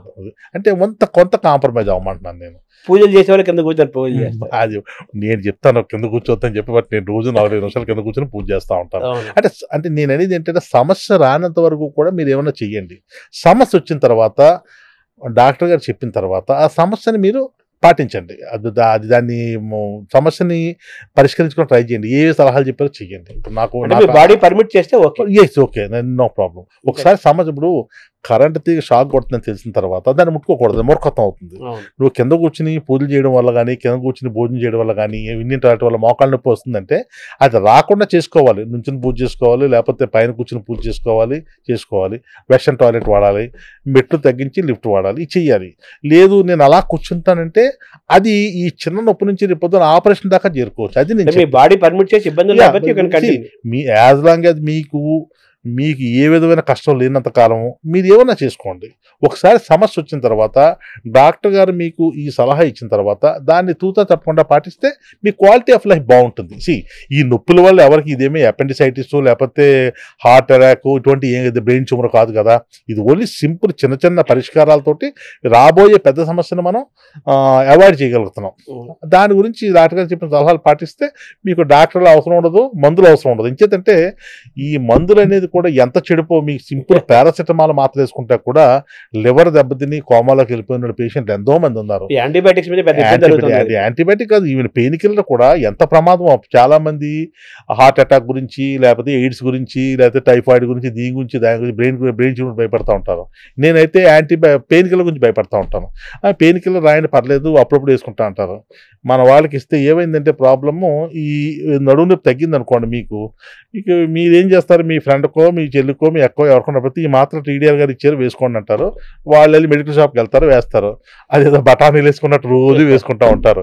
అది ఎంత హాని చేస్తుందన్నది మీకు తెలియదు, మాకు తెలుసు కాబట్టి మేము భయపెడతాం అనమాట. అందుకని పెయిన్ కిల్లర్ ఎక్కువ డాక్టర్ ప్రిస్క్రిప్షన్ అది ఇప్పుడు అది కూడా నెమ్మదిగా మారిందండి. మెడికల్ షాప్ వాళ్ళు కూడా ఈ ప్రిస్క్రిప్షన్ పట్టుకెళ్తే ఇవ్వట్లా, అది ఫ్రెష్ డేటా లేకపోతే పాత ప్రిస్క్రిప్షన్ వాడుతున్నారు. ఇది ఎప్పుడో 3 నెలల క్రితం రాశారు కాబట్టి మేము ఇవ్వండి, మీరు ఫ్రెష్గా డేట్ ఎంచుకోరండి అని చెప్పేస్తున్నారు. ఇదివరకు ఏంటంటే మాట ఇచ్చి డబ్బులు 10 రూపాయలు ఇస్తే ఓ 4-5 రకాల పెయిన్ కిల్లర్ ఇచ్చేవాళ్ళు. ఇప్పుడు ఆ సీను ఎస్పెషల్లీ విలేజెస్లో ఉంది, కానీ ఇంకా టౌన్స్లో కానీ సిటీస్లో కానీ కొంత తగ్గిందండి. ఇంకా సార్ మెట్లు ఎక్కటము దిగటము 2 ఉంటాయి కదా, ఏది డేంజరస్ సార్? దిగడం ఎక్కువ డేంజరస్. చాలా మంది ఆర్థరైటిస్ ఇనీషియల్ స్టేజ్లో కూడా డాక్టర్ గారు ఎక్కుతున్నప్పుడు ఏం ప్రాబ్లం లేదు కానీ దిగుతున్నప్పుడు ప్రాబ్లం ఉందంటుంటారు. అది 2 స్టర్నస్సే. చాలా మంది తిరుపతి కొండ ఎక్కేసి దిగేసి ఉంటారు, అప్పుడు వాళ్ళు అమ్ముతూ ఉంటారు. వాళ్ళకి తెలుసు కదా మీకు అంత అలిపిరి మెట్లు, ఈ శ్రీవారి మెట్లు కూడా రోజుకి వాళ్ళు ఎక్కుతారు దిగుతారు, వాళ్ళకి ఏం ఉండదు. కొంతమంది 10 మెట్లు ఎక్కిన వెంటనే ఆయాసపడతా ఉంటారు. అంటే అది ఆ మజిల్ స్ట్రెంగ్త్, ఆ ఎక్కే విధానం ఉంటుంది. వాటి ఏంటంటే నేచర్ నేర్పేస్తుంది బాడీకి, చెప్తుంటుంది ఇలా చేస్తే ఇలా అని చెప్పి వాళ్ళకి అలవాటు అయిపోతుంది. కూర్చున్నప్పుడేమో ఇదంతా ఈ వెన్నెముక అంటారా, ఇది మోస్తుంటుంది కదా, బరువు అంతా అక్కడ పడుతుంది. అలాగే నడుస్తున్నప్పుడేమో బాడీ వెయిట్ అంతా మోకాల మీద పడుతుంటుంది కదా. సో దీన్ని మనం వాకింగ్ చేయమంటారు డాక్టర్స్, లైఫ్ స్టైల్ వాకింగ్ చేయమంటారు, జాగింగ్ చేయమంటారు, రన్నింగ్ చేయమంటారు. ఇవన్నీ చేయమన్నప్పుడు దీన్ని ఎలా బ్యాలెన్స్ చేస్తాను? నేను ఎప్పుడు కూడా ఎవరిని జాగింగ్ రన్నింగ్ చేయమన్నా, ఎవరిని చేయమన్నా నడమంటాను. 45 నిమిషాలు నడడం. ఎలా నడాలంటే మెత్తని నేల మీద మంచి షూ వేసుకొని నడమని చెప్తాను. చాలా మంది వాచెస్ వస్తాయి కదా, స్మార్ట్ వాచెస్ పెట్టుకుని, మా అబ్బాయి పంపాడు, మా అమ్మాయి పంపింది, 10,000 స్టెప్స్ నడిచేసి చెప్పి సంతోషపడతా ఉంటారు. ఒక 6 నెలల తర్వాత మోకాళ్ళ నొప్పులతో మా దగ్గరికి వస్తూ ఉంటారు. ఏంటి హిస్టరీ అడుగుతాం కదా, ఏమా నడిచావా అని అడుగుతాం మామూలుగా. గడిచిన 6 నెలల నుంచి రోజుకి 10,000 స్టెప్పులు నడుస్తాను, తక్కువేమైనా ఆన్సర్ వచ్చేస్తాను అనమాట. ముందు అది మానేయమ్మా, నువ్వు ఎక్కడ నడుస్తున్నావు అని అడుగుతాం. బాల్కనీ మీద నడుస్తున్నానండి, లేకపోతే మా కమ్యూనిటీలో ఈ రోడ్డు మీద నడుస్తున్నానంటే, ఏం రోడ్డు అంటే సిమెంట్ రోడ్డు అంటారు, లేదా ఇంటి చుట్టూ ఉన్న మన బండలు ఉంటాయి కదా దాని మీద నడుస్తుంటారు. అది దానంత ప్రమాదం ఏది లేదండి. ఎప్పుడు కూడా నడక అనేది ఎప్పుడూ కూడా మెత్తని నేల మీద కానీ, గడ్డి మీద కానీ, ఇసుక మీద నడాలి. మట్టి, ఇసుక, గడ్డి మంచి షూ వేసుకోవాలి. దాని మీద నడిస్తేనే దాని ఫలితం ఉంటుంది. లేదంటే మనం ప్రాబ్లంను కొని తెచ్చుకున్న వాళ్ళు అవుతా ఉండదు. సైక్లింగ్ చేయొచ్చు అప్పుడు, బ్రహ్మాండమైన సైక్లింగ్, స్విమ్మింగ్ ఇవన్నీ కూడా మంచి. వాకింగ్ లో కూడా ఈ డాక్టర్ వాళ్ళు ఏమంటారు, చేయాలండి కంపల్సరీ. బ్రిస్క్ వాక్ చెమట పట్టాలి. ఇంటర్నేషనల్ అంటే వరల్డ్ హెల్త్ ఆర్గనైజేషన్ సలహా ప్రకారం ఏంటంటే ఏ వ్యక్తి అయినా కూడా రోజుకి 45 నిమిషాలు మంచి బ్రిస్క్ వాక్ చెమట పట్టలే చేస్తుంటే that is more than sufficient. ఏ మనిషి కన్నా సరిపోతుంది. అది అంటే గంటకు 6 కిలోమీటర్ల వేగంతో చేయమంటారు. 6 కిలోమీటర్లు సరిపోతుంది, 6-6.5 సరిపోతుంది. మనిషి ఏదో ఎముకలు కుళ్ళిన వయసు మడిన సోమన్లారా సావడని శ్రీశ్రీ అన్నట్లుగా ఎముకలు గట్టిగా ఉండాలంటే, పుష్టిగా ఉండాలంటే మీరు సూచించి చేయండి. First alcohol, smoking, junk food మానేయాలి. 2 బ్యాలెన్స్ డైట్ తీసుకోవాలి. ఫ్రెష్ ఎయిర్, సన్లైట్, సూర్యరశ్మిలో వైటమిన్ డి లేకపోయినా మిగతా ఇంకా చేసుకోవాలి. ఫ్రీక్వెంట్గా చాలామంది యాన్యువల్ చెకప్ చేయించుకుంటున్నారు కదా, ఆ టెస్ట్లో thyroid, rheumatoid arthritis, vitamin D, vitamin B12 ఈ టెస్ట్లు కూడా చేయించుకోవాలి. 40 సంవత్సరాలు దాటిన వాళ్ళు కంపల్సరీగా బోన్ డెన్సిటోమెట్రీ అని ఉంటుంది, అదే డెక్సాస్కోన్ అంటారండి. అంటే ఎముక యొక్క సాంద్రత ఎంత ఉందో ఆ టెస్ట్ చేయించుకోవాలి. సాధారణంగా ఈ టెస్ట్లు చేయించుకుంటామంటే బేసిక్గా మనకి ఏమైనా ప్రాబ్లమ్స్ ఉంటే బయటపడతాయంటే ఇది కంపల్సరీగా ఇయర్కి ఒకసారి చేయించుకోవాలి. చాలామంది మన ప్యాకేజ్ చేయించుకుంటా అంటారు. కొన్ని హాస్పిటల్స్లో ఈ ప్యాకేజెస్లో ఈ టెస్ట్లు ఉన్నాయి, లేదంటే మీరు అడిగి చేయించుకోవాలి. అందులో ఏమన్నా తేడా ఉంటే మీకు దగ్గర మీ ఫ్యామిలీ ఫిజిషియన్ కలుసుకోండి సార్, డాక్టర్ ఆర్థోపెడిక్ సర్జన్ కూడా రావక్కర్లేదు. సాధారణంగా ఇవన్నీ కూడా ట్రీటబుల్ కండిషన్సే, అవి ట్రీట్ చేస్తే సరిపోతుంది. వారి వల్ల సాధ్యం కాకపోతే అప్పుడు మీరు స్పెషలిస్ట్ అప్రోచ్ అవ్వడం చెప్తాను. ఇప్పుడు కూడా మీరు నా దగ్గరికి వచ్చేసేయండి, లేకపోతే పలానా చోటకి వెళ్ళిపోండి నేను చెప్పలేదు. ముందు మనం బేసిక్ ఇంతకుముందు కూడా చెప్పాను, ఫ్యామిలీ ఫిజిషియన్ ఇంపార్టెంట్ ఏంటన్నా చెప్పాను. ఆ ఫ్యామిలీ ఫిజిషియన్ని ఫాలో అవ్వండి. యూజువల్గా 90% సమస్యలు అక్కడే పరిష్కారం అయిపోతాయండి. నిజంగా ఆయన వల్ల అవ్వలేదు అనుకోండి, తప్పనిసరిగా ఆయనే అంటారు, ఓహో ఇది కొంచెం స్పెషలిస్ట్ చూడవలసిన అవసరం, లేకపోతే సూపర్ స్పెషలిస్ట్ చూడవలసిన ప్రాబ్లం అని చెప్పేసి వారే గైడ్ చేస్తూ ఉంటారు. థ్యాంక్ యూ డాక్టర్ గారు. ఇంకో సందర్భంలో మిగతా విషయాలు మాట్లాడదాం. చాలా విషయాలు చాలా క్లుప్తంగా, చాలా అందరికి అర్థమైతే ఒక ఎలిమెంటరీ స్కూల్ టీచర్ లాగా చెప్పారు మీరు. థ్యాంక్ యూ డాక్టర్ గారు.